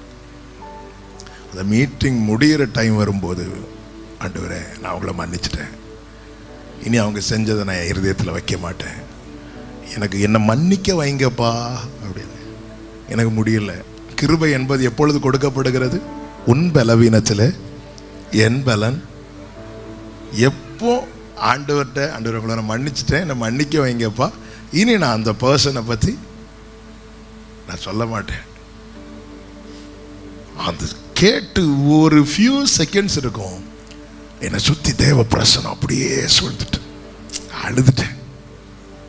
எங்க ஆண்டவர் இடைபட விரும்புறாருங்க. இந்த பலிபீடம் மட்டும் செப்பனிடப்பட்டுன்னு வைங்களேன், உங்க ஆராதனை வேற. நீங்க உங்க வீட்டில் இருக்கும் போதே அது நீதிமான்களுடைய கூடாரம், அதுல ரட்சிப்பின் கம்பீர சத்தம் ஏன் கேட்க மாட்டேங்குது? நீதிமான்களுடைய கூடாரத்தில் ரட்சிப்பின் கம்பீர சத்தம் உண்டு, கர்த்தருடைய வலதுகரம் உயர்ந்திருக்கிறது. என் வீட்டில் கர்த்தருடைய வலதுகரம் உயர்ந்திருந்தா கர்த்தருடைய வலதுகரம் பராக்கிரமம் செய்யும். வெள்ளம் போல சத்துரு வரும்போது ஆவியானவர் என்ன பண்ணுவார் தெரியுமா? கொடியேற்றுவார். அந்த கொடியை கண்டு அசீரியன் நடுங்குவானா. சத்துரு உட்புகுதல் நம்ம கூடாரத்தில் இருக்காதுல்லங்க. நம்முடைய கூடாரம் சமாதானத்தோடு இருக்கும். உங்களுடைய கூடாரம் சமாதானத்தோடு இருக்க காண்பீர். உங்களுடைய வாசஸ்தலத்தை விசாரிக்கும் போது குறைவே காண மாட்டீர். ஆண்டவர்கிட்ட கேளுங்க. உங்களால மாற்ற முடியாததை நியாயப்படுத்தாதீங்க, அக்செப்ட் பண்ணுங்க. எங்க மோசையின் மூலமாய் பிரமாணம் கொடுக்கப்பட்டது. பிரமாணம் என்ன? வசனம். இயேசு கிறிஸ்துவின் மூலமாய் கிருபையும் சத்தியமும் கொடுக்கப்பட்டது. சத்தியம் என்ன? வசனம். ஆனா ரெண்டுக்கு என்ன வித்தியாசம்னா, மோசையின் மூலமாய் பிரமாணம் மட்டும்தான் கொடுக்கப்பட்டது, இயேசு கிறிஸ்துவின் மூலமாய் சத்தியத்தோடு கூட கிருபையும் கொடுக்கப்பட்டது. அதனாலதான் மோசே மூலம் கொடுக்கப்பட்ட பிரமாணத்தை கை கொள்வது கடினமாயிருந்து இயேசு கிறிஸ்து மூலம் கொடுக்கப்பட்ட பிரமாணத்தை கை கொள்வது எளிதா இருக்கிறது. காரணம், நம்மை கை கொள்ள வைக்கிறது கர்த்தருடைய கிருபை. அதனாலதான் மோசையின் மூலம் கொடுக்கப்பட்டதை கேட்கும் போது ஜனங்கள் எல்லாம் அதிர்ச்சி அடைந்தார்கள். இயேசு கிறிஸ்துவின் மூலம் கொடுக்கப்பட்டதை கேட்டபோது ஜனங்கள் எல்லாம் ஆச்சரியம் அடைந்தார்கள். இயேசு கிறிஸ்து அதுல ஒன்னையும் குறைக்கல. இயேசு அப்டேட் பண்ணி தான் சொல்றார். மோசே என்ன சொல்றார்? ஒரு பெண்ணு கிட்ட தப்பா பண்ண அவளோடு விபச்சாரம் செய்ததாயிட்டு. ஏசு என்ன சொன்னார்? அவனை பார்த்தாலே எது நல்லா இருக்கு? இதுல பார்த்தாலேயா? அங்க கொலை பண்ணுனா கொலை குற்றம், இங்க பகைச்சாலை. ஆனா ஜனங்கள் என்ன பண்ணாங்க தெரியுமா? அந்த போதகத்தை கேட்டு ஆச்சரியப்பட்டாங்க. ஏன்னா கிருபை வந்துட்டுனா இது நுகம் அல்ல, இது சுகம். கிருபையை அனுபவிக்காதவனுக்கு வேதம் நுகம், கிருபையை அனுபவித்தவனுக்கு வேதம் சுகம். ஆண்டவர் சொன்னார், என் நுகம் ரொம்ப லெகுவானதுப்பா. எப்படி லெகுவாச்சு தெரியுமா? அவர் இந்த சத்தியத்தோடு கூட கிருபையை கொடுக்கிறார். எதுக்கு கிருபையை கொடுக்கிறார் தெரியுமா? இந்த பலிபீடம் செப்பனிடப்பட. இந்த காலை வேளையில, இந்த காலை வேளை நம்முடைய இருதயம் இல்லைன்னா நம்ம பண்ண ஆராதனை எல்லாம் ஒரு பிரயோகம் அர்த்தமே இருக்காதுங்க. ஆர்ப்பரிப்பு இருக்கும், அர்த்தம் இருக்காது. ஆர்ப்பரிப்பு இருக்கும். நல்லா நாங்கள் பாடினோம் அப்பா, அதுவும் 3வது பாட்டுலலாம் அப்படியே ஆவில நிறைந்து விசர்த்து பூத்து, இன்னைக்கு நான் ரொம்ப டயர்டா இருக்கேன், இன்னைக்கு ரொம்ப ஃபயரா இருந்துச்சு. என்ன ஃபயரு? ஆமே இங்கே பலிபீடம் செப்பனிட்டுட்டா ஆராதனை ஆரம்பிக்கும் போது அக்கினி இறங்கிறோம். இந்த எலியா பெரிய பிரேயர்லாம் பண்ணல, ஒரு 42 வார்த்தைகளுக்குள்ளதான் இருக்கும். நீங்க வீட்டில் போய் எண்ணிக்கோங்க. மொத்தம் ஆபிரகாமின் தேவனே, ஈசாக்கின் தேவனே, யாக்கோபின் தேவனே சொல்லிட்டு அந்த ஒவ்வொரு வேர்ட் பை வேர்டா நீங்க கவுண்ட் பண்ணுங்க. எல்லாம் சேர்த்து 1 நிமிஷத்துக்குள்ளதான் இருக்கும். ஆனா இப்படி பார்க்கும்போதே அக்கினி இறங்கிட்டு. எப்படி இது சாத்தியாச்சுன்னா பலிபீடம் செப்பனிடப்பட்டது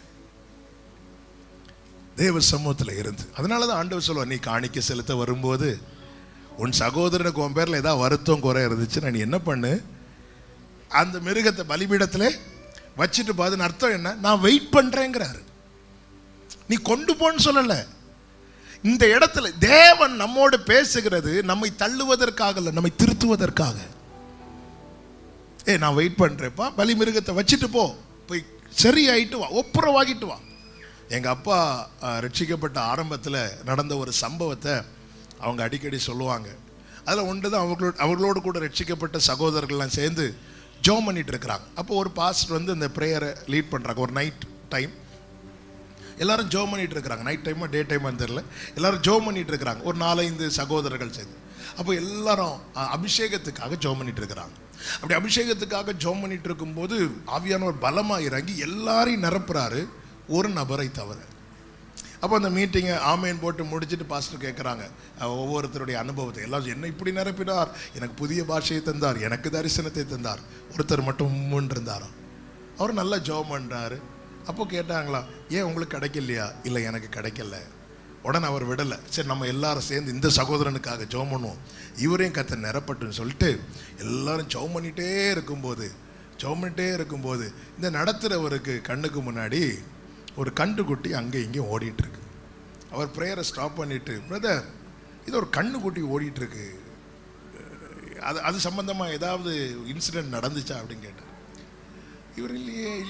நீங்கள் நல்லா யோசித்து பாருங்க. இவர் நல்லா யோசித்து பார்க்கும்போது சில வருஷத்துக்கு முன்னாடி அவங்க பக்கத்து வீட்டில் இருந்து வளர்க்கப்பட்ட ஒரு கண்டுக்குட்டி அது நேர இவங்க காம்பவுண்டில் வந்து இவர் வீட்டில் வச்சிருந்த வாழையெல்லாம் நாஸ்தி பண்ணிட்டு, இவர் கோவத்தில் என்ன பண்ணாருன்னு ஒரு கம்பை எடுத்து டமார்னு அடிச்சிருக்கிறாரு. அடிச்சதுலேருந்து கண்டுக்குட்டி செத்ததும் ஐயோ இது பெரிய இஷ்யூ ஆயிருமேன்னு சொல்லிட்டு யாருக்கும் தெரியாமல் இவர் வீட்டுக்குள்ளேயே சைடில் மண்ணை தோண்டி என்ன பண்ணிட்டாரு, இந்த கண்டுக்குட்டியை புதைச்சி வச்சுட்டாரு. அந்த வீட்டார் கண்டுக்குட்டியை காணும் தேடும்போது இவரும் கூட சேர்ந்து தேடிட்டு அவங்க அது எங்கேயோ போயிட்டு சொல்லிட்டு விட்டுட்டாங்க. இது நடந்து சில வருஷங்கள் ஆயிட்டு. இவரை விட்டார். இப்போ அபிஷேகத்துக்காக கேட்கும்போது இந்த மேட்ரு ஆண்டவர் ஞாபகப்படுத்துறாரு, இப்படி ஒரு சம்பவம் நடந்துச்சு. ஆனால் அவங்க விட்டுட்டாங்க, அவங்க மறந்துட்டாங்க. இவர் சொன்னார், உங்களுக்கு அபிஷேகம் வேணும்னா போய் ஒப்புரவாயிட்டு வாங்க அப்படின்னு. இவர் பார்க்குறார், நான் இப்போ போய் இந்த மேட்ரை திருப்பி எடுத்தா இதுவரை இருந்த சமாதானம் எல்லாம் போயிருக்கும். இத்தனைக்கு அந்த வீட்டார் வந்து தேவனை அறியாத குடும்பம். இவர் சொன்னார், உங்களுக்கு அபிஷேகம் வேணுமா போங்க. இவர் பார்த்தார், இதுக்காக நான் அந்த அபிஷேகத்தை இழந்துடக்கூடாது. நேர ஓட்டன்னு அந்த வீட்டுக்கு போறார். அந்த வீட்டில் போய் பெல் அடிக்கிறார். பக்கத்து வீட்டுக்காரங்க எல்லாம் தெரிஞ்சவங்க. நேரம் அந்த சகோதரர் வெளியே வந்தார். வெளியே வந்து, என்ன பிரதர், கையை பிடிச்சிட்டு என்னை மன்னிச்சிருங்க. எதுக்கு? நீங்கள் என்னை மன்னிச்சிருங்க, எதுக்குன்னு சொல்லுங்க. சில வருஷத்துக்கு முன்னாடி ஒரு கண்டுக்குட்டி உங்கள் வீட்டில் காணாமல் போச்சுல. அவரும் யோசிக்கிறார், ஏன்னா அவர் மறந்தே போயிட்டு அவருக்கு மறந்தே போச்சு இப்படி ஒரு சம்பவம். ஆமாம் நம்ம தேடணும், அது போச்சு. அது என்ன? அது காணாமல் போகலை பிரதர், அது இப்படி வந்து இப்படி பண்ணதுனால நான் கோபத்தில் அடிச்சிட்டேன், அது செத்துட்டு அது புதைச்சி வச்சுட்டேன், அது உங்ககிட்ட மறைச்சிட்டேன், சாரி. அவர் இப்படி பார்த்துட்டு, இவ்வளோ வருஷம் முன்னாடி நடந்த மேட்ரு, நாங்களே மறந்த மேட்ரு, இப்போ எதுக்கு வந்து சாரி கேட்குறீங்க? இப்படி நான் ஜெபம் பண்ணிட்டு இருந்தேன். அப்போ அபிஷேகத்துக்காக ஜெபம் பண்ணும்போது ஆண்டவர் இதை உணர்த்தினாரு, நீ இதில் ஒப்புரவாயிட்டு வந்தால் தான் உனக்கு அபிஷேகம், என்னை மன்னிச்சிருங்க அப்படின்னு சொல்லிட்டு கேட்கும்போது அந்த சகோதரன் இவர் கையை பிடிச்சிட்டு, இப்படியெல்லாம் ஆண்டவர் இருக்கிறாரா, நான் உன்னை மன்னிச்சிட்டேன்பான்னு சொன்னதும் அந்த வீட்டு நடையில வைத்து அவர் மேல் ஆவியானவர் இறங்கினார். இதை பார்த்து அந்த குடும்பம் ரட்சிக்கப்பட்டுச்சு. இப்படி ஒரு தேவன் இருக்கிறாரா? இது கதையல்ல, இது அன்னைக்கும் நடக்கிறது, இன்னைக்கும் நடக்கிறது. எங்க சபையில் அபிஷேக ஆராதனை ஆகஸ்ட் மாதம் நடத்துவோம். 2 years பேக் நடந்த ஆராதனையில் நடந்த ஒரு சம்பவம், ஒரு சகோதரி, அந்த ஒரு நபரால் அந்த குடும்பம் பட்ட பாதிப்புகள் வந்து கொஞ்சம் அல்ல. உண்மையிலே அந்த நபரை நான் இருந்தா என்ன கேட்டால் பிராக்டிக்கலாக சொன்னால் மன்னிக்க முடியாது. அப்படிப்பட்ட ஒரு துரோக செயலை அந்த குடும்பத்துக்கு செய்திருக்கிறார். இந்த சகோதரி வாராங்க, அபிஷேகத்தில் நிரம்ப வாராங்க. 2வது நாள் கூடுகையில், ஆண்டவரே எனக்கு அபிஷேகத்தை தாங்க ஆண்டவரேன்னு சொல்லும்போது ஆண்டவர் இடைப்பட்டார், அவரை மன்னி அப்படின்னு. இவர் சொல்றாரு, ஆண்டவரே உங்களுக்கே நியாயமா இருக்கு ஆண்டவரே, அவரால் என் குடும்பம் நஷ்டம் மட்டும் பார்க்கல, என் குடும்பத்தில் இழப்புகளையும் நான் பார்த்துருக்கிறேன், அப்படி இருக்கு ஆண்டவர் சொன்னா நீ மன்னி. அந்த சகோதரி அந்த இடத்துல ஆலயத்தில் எல்லாம் ஜெபம் பண்ணிட்டு இருக்கும்போது முழங்காற்படிட்டு, நான் மன்னிக்கிறேன் ஆண்டவரே, நான் உங்களை மன்னிக்கிறேன் ஆண்டவரேன்னு சொல்லும்போது அங்க இருந்த அத்தனை பேர் மேல் இறங்கினதை விட இந்த சகோதரி மேல் ஆவியானவர் பலமா இறங்கினார். இன்னைக்கும் கர்த்தர் கிரியை செய்கிறார். இன்னைக்கும் நம்முடைய நீதி நியாயம்லாம் அழுக்கான கந்தைங்க. இதை நாம இன்னும் உணராம பிடிச்சு அழுக்க குப்பையில போடணும், அழுக்க குப்பையில போடணும், ஆண்டவர்கிட்ட வைக்கணும். ஆண்டவரே ஆயத்தமாகி ஆயத்தமாகி என்ன சொன்னார் ஆண்டவர்? இன்று உங்களை பரிசுத்தம் பண்ணிக்கொள்ளுங்கள், நாளை உங்கள் நடுவில் அற்புதம். ஹல்லேலூயா. கர்த்தருடைய கிரியை வெளிப்படணும்னா இந்த ஆயத்தம் ரொம்ப முக்கியம். ஆராதனையில ஆயத்தமாகி வரணும். நேரம் போகிறதுனால அடுத்த 2 காரியத்தை சொல்லி சபைக்கு. 2வது என்ன அவசியம் தெரியுமா? ஆராதனையில அன்பு அவசியம். அன்பு.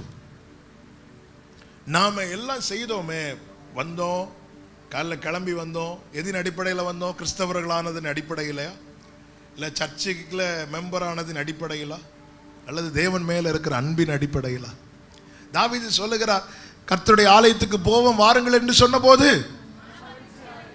எத்தனை பேர் மகிழ்ச்சியா இருந்தீங்க? வேண்டாம் வேண்டாம் கைது கொண்டா. இந்த சண்டே போய் சொல்லக்கூடாது. அவன் ரிஸ்க் இல்லாத விஷயத்துக்கு மட்டும்தான் நான் கை தூக்க சொல்லுவேன். எதுக்கு நம்மளா பிடிச்சு? ஹல்லேலூயா. எத்தனை ஹாப்பியா வந்தோம். சிலர் ஹாப்பியா வர்றது எதுனா வீட்டில் ஒழுங்கா தூங்க முடியாது. இங்க என்ன ஒரு டிஸ்டர்பன்ஸ் இல்ல.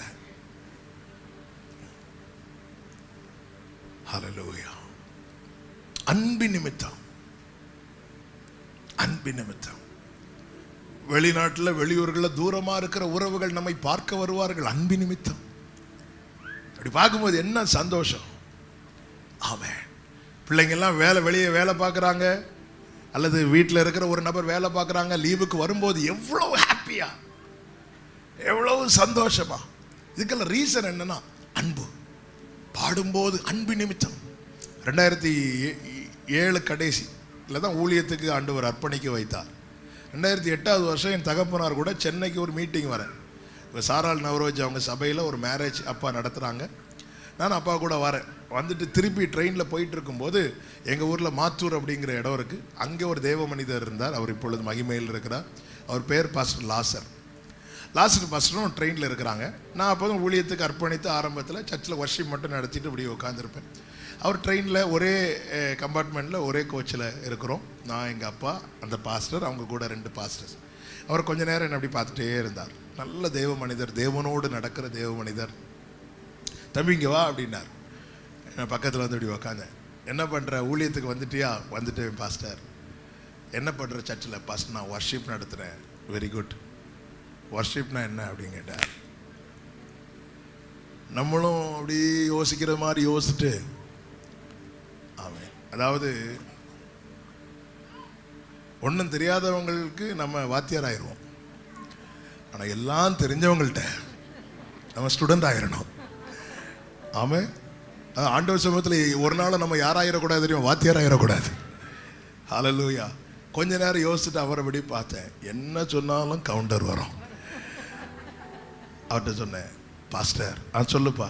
தெரியாது பாஸ்டர் அப்படின்னு சிரிச்சுட்டு என் தோளில் கை வச்சுட்டு, தம்பி ஆராதனையில் பாடுறோம், சத்தம் போடுறோம், கை தட்டுறோம், சிலர் குதிக்கிறாங்க, துள்ளுறாங்க, எல்லாம் ஓகே. ஆனால் அதை தாண்டி ஆண்டவருடைய அன்பை நினைச்சு உன் கண்ணில் ஒரு சொட்டு கண்ணீர் வருமானால் அது தேவன் விரும்பி ஏற்றுக்கொள்ளுகிற ஆராதனை. ஆண்டவருடைய அன்பை நினைக்கணும்னா ஆண்டவர் தந்த ரட்சிப்பை பெருசா பார்க்கணும். சீமோன் என்கிற பரிசேயன் இயேசுவை வீட்டுக்கு கூப்பிடுறான். அவன் கண்களில் வராத கண்ணீர் அந்த தேசத்திலே பாவி என்று எண்ணப்பட்ட ஸ்திரீ இயேசுவின் பாதத்தில் வந்த போது அழுதுட்டே இருக்கிறான். இயேசு அவளை பார்த்து சொன்னா, இவ அன்பு கூர்ந்தாளே. நம்ம கம்பேர் பண்றோம். எப்படி கம்பேர் பண்ண? இவங்களை விட நான் பெரிய பாவி ஒன்றும் கிடையாது. இவங்களை விட இங்க பாவம் பாவம் தாங்க. அதுல ஆண்டவர் ஒரு ஓமை சொல்றார். 50 கடன்பட்டவன் 500 கடன்பட்டவன். ஆமே. எந்த கடன் பெருசு? 2 கடனும் பெருசு. ஏன் 2 கடனும் பெருசுன்னா அந்த வசனத்தை பாருங்களேன். லூக்கா 7வது அதிகாரம். இந்த ஸ்திரீ இயேசுவினிடத்தில் வந்தபோது இந்த சீமோனுக்கு ரொம்ப கஷ்டமாயிட்டு. அப்பொழுது ஆண்டவர் அவனை பார்த்து 41வது வசனத்தை பாருங்க. அப்பொழுது அவனிடத்தில் 2 பேர் கடன்பட்டிருந்தார்கள். ஒருவன் 500 வெள்ளிக்காசும், மற்றவன். இதுல எந்த கடன் பெருசு? 500 பெருசு. கரெக்டா இல்லையா? உள்ளது அப்படியே சொல்லுங்க. 500 பெருசு. ஆனா அடுத்த வசனத்தை பாருங்க. கொடுக்க அவர்களுக்கு நிர்வாகம் இல்லாத போது. அப்போ ஒருவனுக்கு இதுல 50 500 மேட்டர் கிடையாது. என்னால கொடுக்க நிர்வாகம் இல்லைன்னா எனக்கு அந்த கடன் பெருசு. இப்படிதான் பார்க்கணும். சின்ன பாவமா பெரிய பாவம் இப்படி இல்ல. பாவத்திலிருந்து என் சுயத்தால வெளியே வர முடியாது. அப்ப என்னுடைய சுமை என்பது பெரியது. கேரளாவில் சொல்லுவாங்க, யானைக்கு தடி பாரமா, எறும்புக்கு அரிசி பாரமா. யானை பெரிய தடியை எப்படி கஷ்டப்பட்டு இழுத்துட்டு போகுமோ அதே போலதான் எறும்பு ஒரு அரிசி இழுத்துட்டு போகும். பார்த்துருக்கீங்களா? நம்ம பார்த்தா விடுவோமா? போட்டு விடுவோமா? நசுக்கிற மாட்டோம். யானை கிட்ட போக மாட்டோம். ஏன்னா நாம் நசுக்கப்படுவோம். யானை தடிய எவ்வளவு கஷ்டப்பட்டு இழுக்குதோ அதே போலதாங்க நம்ம ஒவ்வொருவரும். இப்படி பார்க்க மாட்டேன். நம்ம எப்படி பார்க்கிறோம்னா, எனக்காவது 50, அவனுக்கு 500. ஸ்கூல்ல பிள்ளைங்க பார்த்து எழுதுறவங்க சொல்லுவாங்க, நானாவது கேட்டுதான் எழுதுனேன், ஆனா அந்த பிள்ளை பிட்டே கொண்டு வந்து கொடுக்க அவர்களுக்கு நிர்வாகம் இல்லாத போது. எந்த சௌரியவானும் தன் குதிரையின் பலத்தினால் ரட்சிக்கப்படான். எனக்கு கொடுக்கப்பட்ட, அதனாலதான் அந்த ரட்சிப்பை எவ்வளவு பெருசா பார்க்க முடியுமோ அவ்வளவு பெருசா பார்க்கணும். அழிந்து போகிற ஆசீர்வாதங்களை நம்ம ரொம்ப பெருசா பார்க்கிறோம். அதெல்லாம் இந்த பூமியில வாழ்வதற்கு தேவையானது. தேவன் தந்தார், தந்து கொண்டிருக்கிறார், தருவார். ஆனா அழியாத ரட்சிப்பு அது எவ்வளவு பெருசு. அதை பார்த்ததுனால இவளுக்கு தாங்க முடியாம இவ லவ் பண்ண ஆரம்பிச்சிட்டா. அதன் அடையாளம் என்ன தெரியுமா? இவள் பாவியாக ஸ்திரீ என்று அழைக்கப்பட்டான்னு. நேற்று வரை எங்க இருந்தா? பாவத்தில் இருந்தா. இன்னைக்கு எங்க இருக்கிறா? பாதத்தில் இருக்கிறா. காயின மாதிரி இருக்க கூடாது. காயின் சர்ச்சுக்கு வரும்போது செருப்பை கழட்டிட்டு வர்றது மாதிரி பாவத்தை கழட்டிட்டு வருவார். சில பாருங்க ஞாயிற்றுக்கிழமை டிவி பார்க்க மாட்டாங்க. ஏன்னா இன்னைக்கு என்னடே? சண்டே. டிவி ஆஃப் பண்ணு, இதை சாட்டர்டே சொல்ல மாட்டாங்க. உடனே புரிஞ்சுக்கோங்க, நம் தேவன் நம்ம கூடி வரும்போது வருகிறவர் அல்ல, நம் தேவன் நம் கூடவே வருகிறவர். ஹல்லேலூயா. எலிசாவின் வேலைக்காரன் நாகமான்ட்ட போய் சீக்கிரட்டா பேசிட்டு வரும்போது எலிசா சொன்ன வார்த்தை என்ன தெரியுமா? என் ஆத்மா உன் கூடவே இருந்தது உனக்கு தெரியாதா? சிலர் பாருங்க, சில சீக்கிரட்டான விஷயம் சொல்லணும், அப்போ கூடுவாங்க, சர்ச்சுக்குள்ள இருந்தே பேச வரும்போது வெளியே போய் சொல்லுவோம், ஏன்னா உள்ள இருந்து ஆண்டவர் கேட்டுட்டுனா வெளியே போய். சிலர் எப்படி ஸ்திரீகள்லாம் அப்படி சாரி முக்காடை இப்படி இழுத்துட்டு, ஏன்னா ஆண்டவருக்கு தெரிஞ்சிடக்கூடாது. ஆமென். ஆண்டவராகிய இயேசு கிறிஸ்து மாம்சமாகி வந்தாருங்க, ஆனா ஆவியானவர் நம்மை தெரிந்தெடுத்து நமக்குள்ள இருந்து பார்க்க விரும்புகிறார். அன்போடு, அன்பு. அதனாலதான் தேவன் சோதிக்கிறதே நம்ம கிட்ட அன்பு இருக்கா இல்லையா என்பதை அறிய. உபாகமம் 13:3 சொல்லப்பட்டிருக்கிறது, உன் தேவனாகிய கர்த்தரிடத்தில் 13:3 பிற்பகுதி, உங்கள் தேவனாகிய கர்த்தரிடத்தில் நீங்கள் உங்கள் முழு இருதயத்தோடும் முழு ஆத்மாவோடும் அன்பு கூறுகிறீர்களோ இல்லையோ என்று அறியும்படிக்கு உங்கள் தேவனாகிய கர்த்தர் உங்களை சோதிக்கிறார். இந்த ஆதியாகமம் 22:1 என்ன சொல்லப்பட்டிருக்கிறது? ஆதியாகமம் 22:1 ஆபிரகாமை சோதித்தார். இந்த காரியங்கள் நடந்த பின்பு, எந்த காரியங்கள் நடந்த பின்பு? 21வது அதிகாரத்தில் ஒரு சம்பவம் நடக்குது. என்ன சம்பவம் தெரியுமா? ஆபிரகாம் வீட்டில் இன்னொருவன் வளர்கிறான். யார் தெரியுமா? இஸ்மவேல். அப்போ ஈசாக்கு நிமித்தம் சாராள் வந்து சொல்றாங்க, இஸ்மவேலை துரத்திருங்க அப்படின்னு. சாராளுக்கு ஈஸியா சொல்ல முடியும், ஆனா ஆபிரகாமுக்கு அப்படி துரத்த முடியாது. ஏன்னா ஆபிரகாமுடைய வித்து, ஆபிரகாமுடைய குமாரன் அல்லவா. ஆனால் ஆபிரகாம் துரத்தினான். எதற்காக? யாருக்காக தெரியுமா? ஈசாக்குக்காக. ஈசாக்கா இஸ்மவேலா என்ற கேள்வி வந்தபோது, ஈசாக்க இஸ்மவேலை விட ரொம்ப நேசித்ததுனால, ஈசாக்க இஸ்மவேலை விட ரொம்ப விரும்பினதுனால ஈசாக்குக்காக இஸ்மவேலை துரத்தினான். இந்த காரியங்கள் நடந்த பின்பு கர்த்தர் சோதித்தார். இப்போ சோதனை என்ன சோதனை தெரியுமா? ஈசாக்க பலி செலுத்து. இப்போ ஆபிரகாமுக்கு முன்னாடி வந்திருக்கிற பெரிய சோதனை என்ன தெரியுமா? ஈசாக்கா ஆண்டவரா? அன்பு கூறுகிறோமா இல்லையா என்பதை அறிய கர்த்தர் சோதிக்கிறார். 21 வந்த சோதனை ஈசாக்கா இஸ்மவேலா, 22 வந்த சோதனை ஈசாக்கா ஆண்டவரா? ஈசாக்கு தான் நான் ஆபிரகாம் ஆராதிக்க போயிருக்க மாட்டான். வேலையா ஆராதனையா? ஆண்டவர் நாமத்து நிமித்தம் ஒன்றை இழந்தவர்கள் தரித்திரரானது இல்லை. ஆராதனை போனா ஈசாக்கு நஷ்டப்படும், போகல.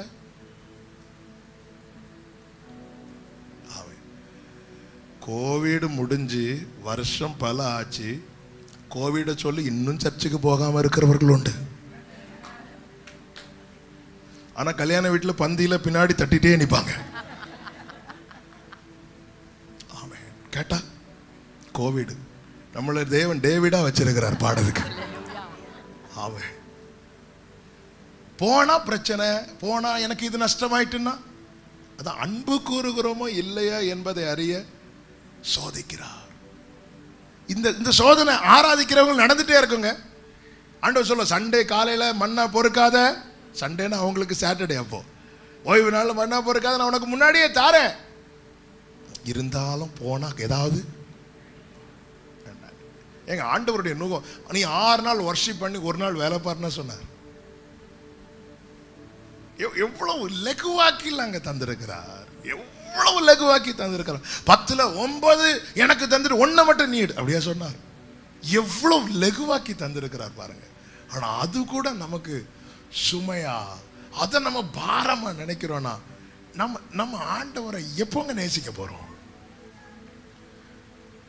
இந்த ஆபிரகாம் பாத்தீங்களா, அதிகாலையில எழுந்து நைட்டு சொல்றாருன்னா காலையில ரெடி ஆகிறார். இது அன்பு. அவருக்கு பிரியமானவைகளை செய்ய நம்மை தாமதிக்க விடாது. அதை நம்மை உந்திக் கொண்டே இருக்கும், ஃபோர்ஸ் பண்ணிட்டே இருக்கும். அதனாலதான் நேசம், வைராக்கியம் மரணத்தை விட வலியது. நம்ம செய்யறது எல்லாமே அன்பு நிமித்தம். இந்த அன்பு தான் நிலைக்குமா? விசுவாசம், நம்பிக்கை, அன்பு, இம்மூன்றும் நிலைத்திருக்கிறது. இவைகளில் அன்பே பெரியது. உயிர்த்தெழுந்த கிறிஸ்து பேதுருவினிடத்துல வந்து திரும்ப திரும்ப கேட்கிற கேள்விதான். இன்னைக்கு சபையை பார்த்து திரும்ப திரும்ப கேட்கிறா, என்னிடத்துல அன்பா இருக்கிறாயா? ஆயத்தம் அவசியம், அன்பு அவசியம். மூன்றாவதாக அர்ப்பணிப்பு அவசியம். அந்த அர்ப்பணிப்பு தான் என்ன தெரியுமா? 2 பேர் வர்ஷிப் பண்ண போறாங்க. யார் 2 பேர்? ஆபிரகாமும் ஈசாக்கும். ஆபிரகாம் தன்னுடைய பெஸ்ட பலிபீடத்துல வைக்கிறான். ஈசாக்கு தன்னையே பலிபீடத்துல வைக்கிறான். அர்ப்பணிப்பு, ஆயத்தம், அன்பு, அர்ப்பணிப்பு. ஆமென். ஆயத்தத்தோடு வரணும், அன்போடு ஆராதிக்கணும், ஆராதனையில் அப்படியே அர்ப்பணிக்கணும். பலிபீடத்தில் வைக்கப்படுவதின் அடையாளம் என்ன தெரியுமா?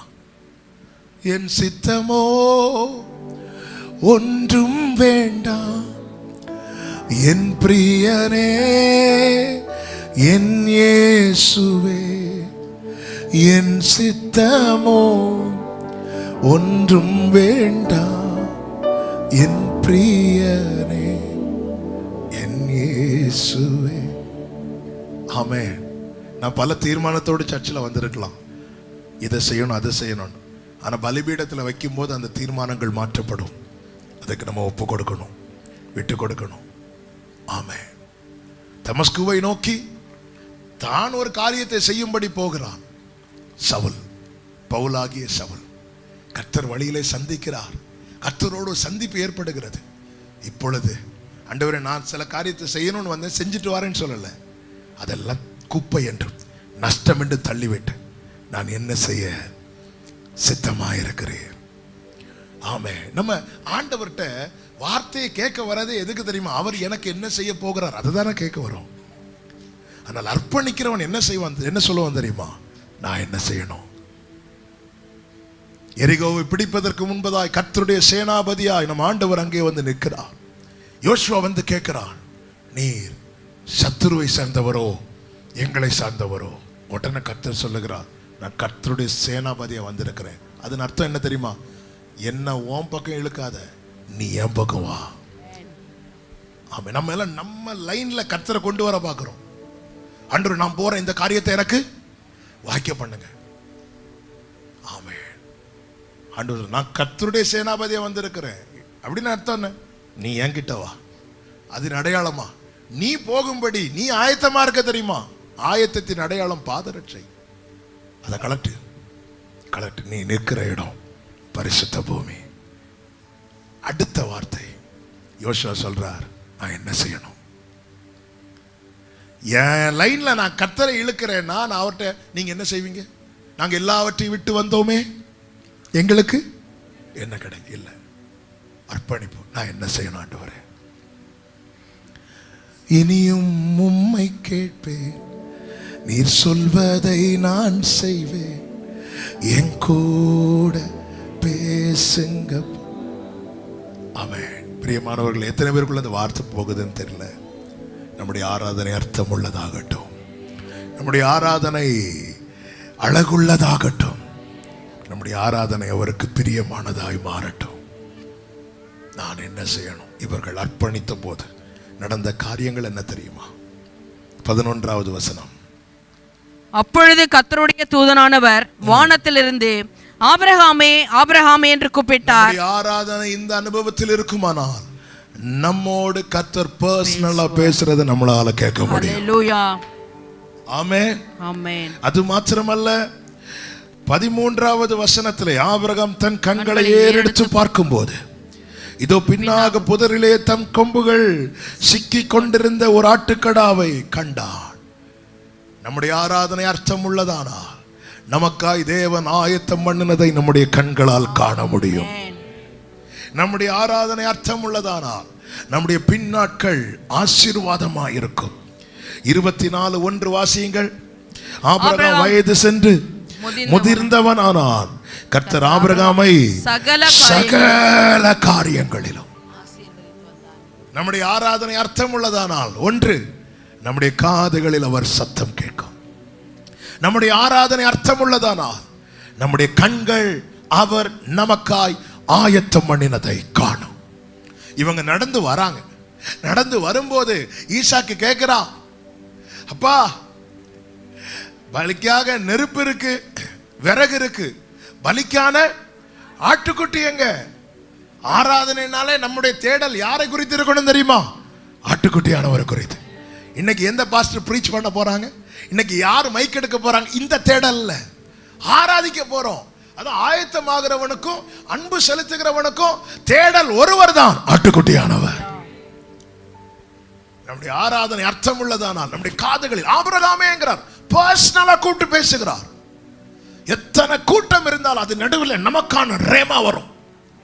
நம்மளால் அதை லிசன் பண்ண முடியும், நம்மளால் அதை உணர முடியும். கர்த்தர் என் கூட தான் பேசுறார், நமக்காய் ஆயத்தமாகினதை. அப்பொழுது ஆபிரகாம் சொல்லுகிறான், ஆராதனைக்கு போற வழியில கர்த்தர் பார்த்துக் கொள்வார், கர்த்தர் பார்த்துக் கொள்வார். இந்த நம்பிக்கை அவமாகவில்லை, இந்த நம்பிக்கை கெட்டு போகவில்லை. நம்ம எவ்வளோ நம்பி நம்பி நிறைய சொல்றோம். கண்கள் பார்க்கிறதா? காதுனால் கேட்டது கண்களால் பார்க்கிறோமா? விசுவாசத்துல சொன்னதை கண்கள்ல பார்க்கிறோமா? ஆமென். கர்த்தர் பார்த்துக் கொள்வார். தேடினது ஆட்டுக்குட்டிய, காட்டுனது ஆட்டுக்கடாவ நாம் வேண்டிக் கொள்வதற்கும் நினைப்பதற்கும் அதிகமாய் செய்கிறவர்.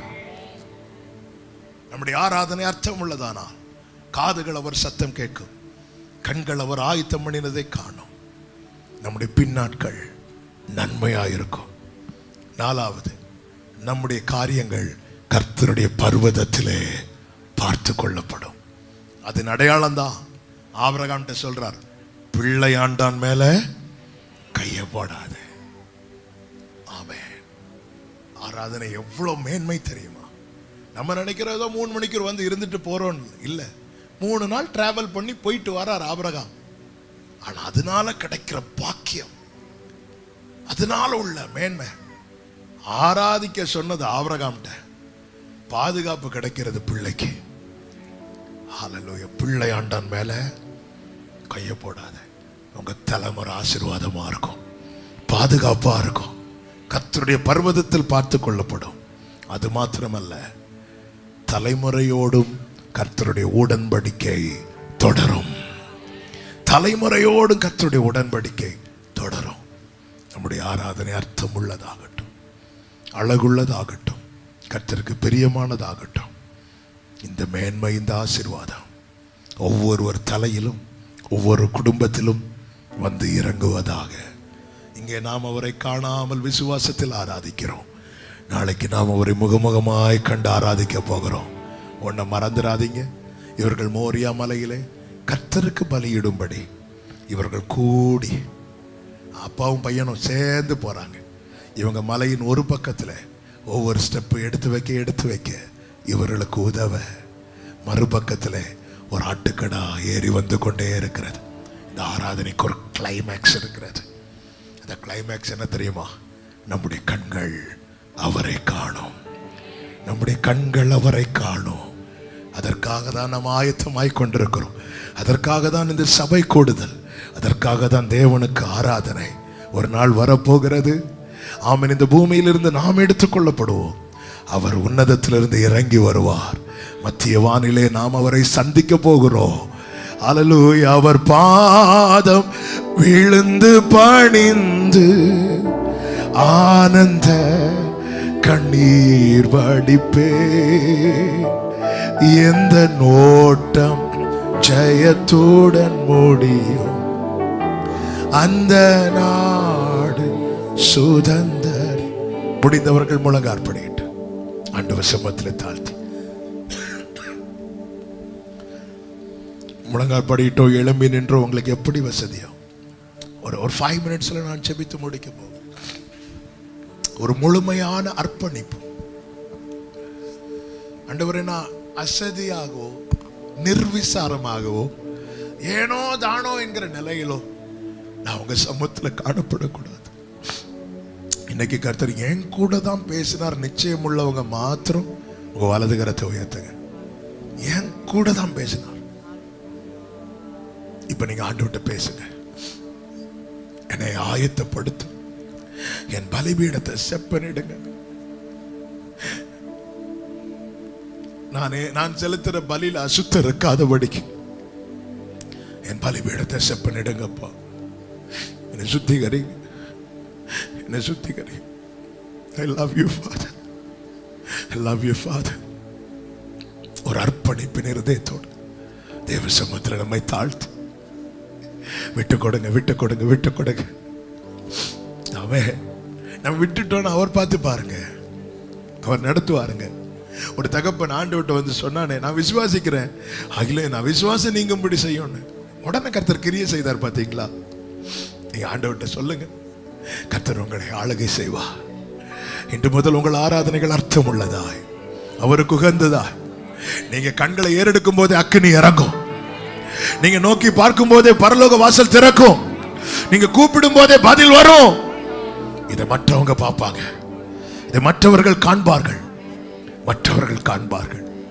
நன்றி ஆண்டவரே, நன்றி ஆண்டவரே. என் ஆத்மாவும் சரீரமும் என் ஆண்டவர்க்கே சொந்தம். இனி வாழ்வது நான் அல்ல,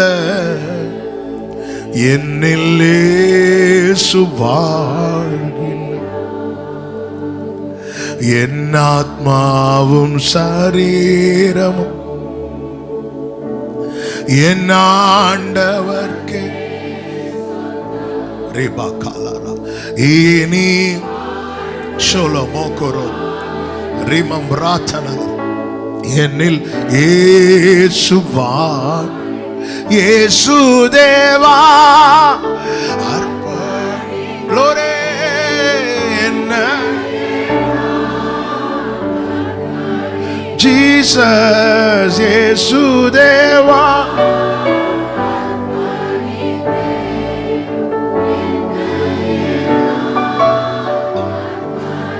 ஏற்றுக்கொள்ளுங்கப்பா, ஏந்திக் கொள்ளும். என் இதய வாசம் பண்ணும், அவன் வாசம் செய்யும். ஏற்றுக்கொள்ளும், ஏந்திக் கொள்ளும் என் தகப்பனே. எங்களை பலிபீடத்தில் வைக்கிறோம், முழுமையாய் வைக்கிறோம். உமக்கு சித்தமல்லாத எங்கள் விருப்பங்கள் சுட்டரிக்கப்படுவதாக. நீர் ஒன்றை எங்கள் வாழ்க்கையில தீர்மானித்து இருக்கிறீர். அதற்கு எதிராய் நாங்கள் எங்களுக்குள்ளே கட்டி வைத்திருக்கிற பாபேல் கோபுரங்கள் தகர்க்கப்படுவதாக. உங்க சித்த எங்க வாழ்க்கையில், அதுதான் எங்களுக்கு ஆசீர்வாதம், அதுதான் எங்களுக்கு மேன்மை, அதுதான் ஆண்டவரே எங்களுக்கு நித்தியம். அதற்கு நேராய் நடத்தப்பட எங்களுக்கு அனுகிரகம் செய்ய. ஒவ்வொரு மேலும் கர்த்தருடைய கிருபை தங்கட்டும். இந்த சபை மேல கர்த்தருடைய கிருபை தங்கட்டும். உடைய ஆளுகை எப்பொழுது இருக்கட்டும். மகிமை உமக்கு, இயேசுவின் நாமத்தில் பிதாவே.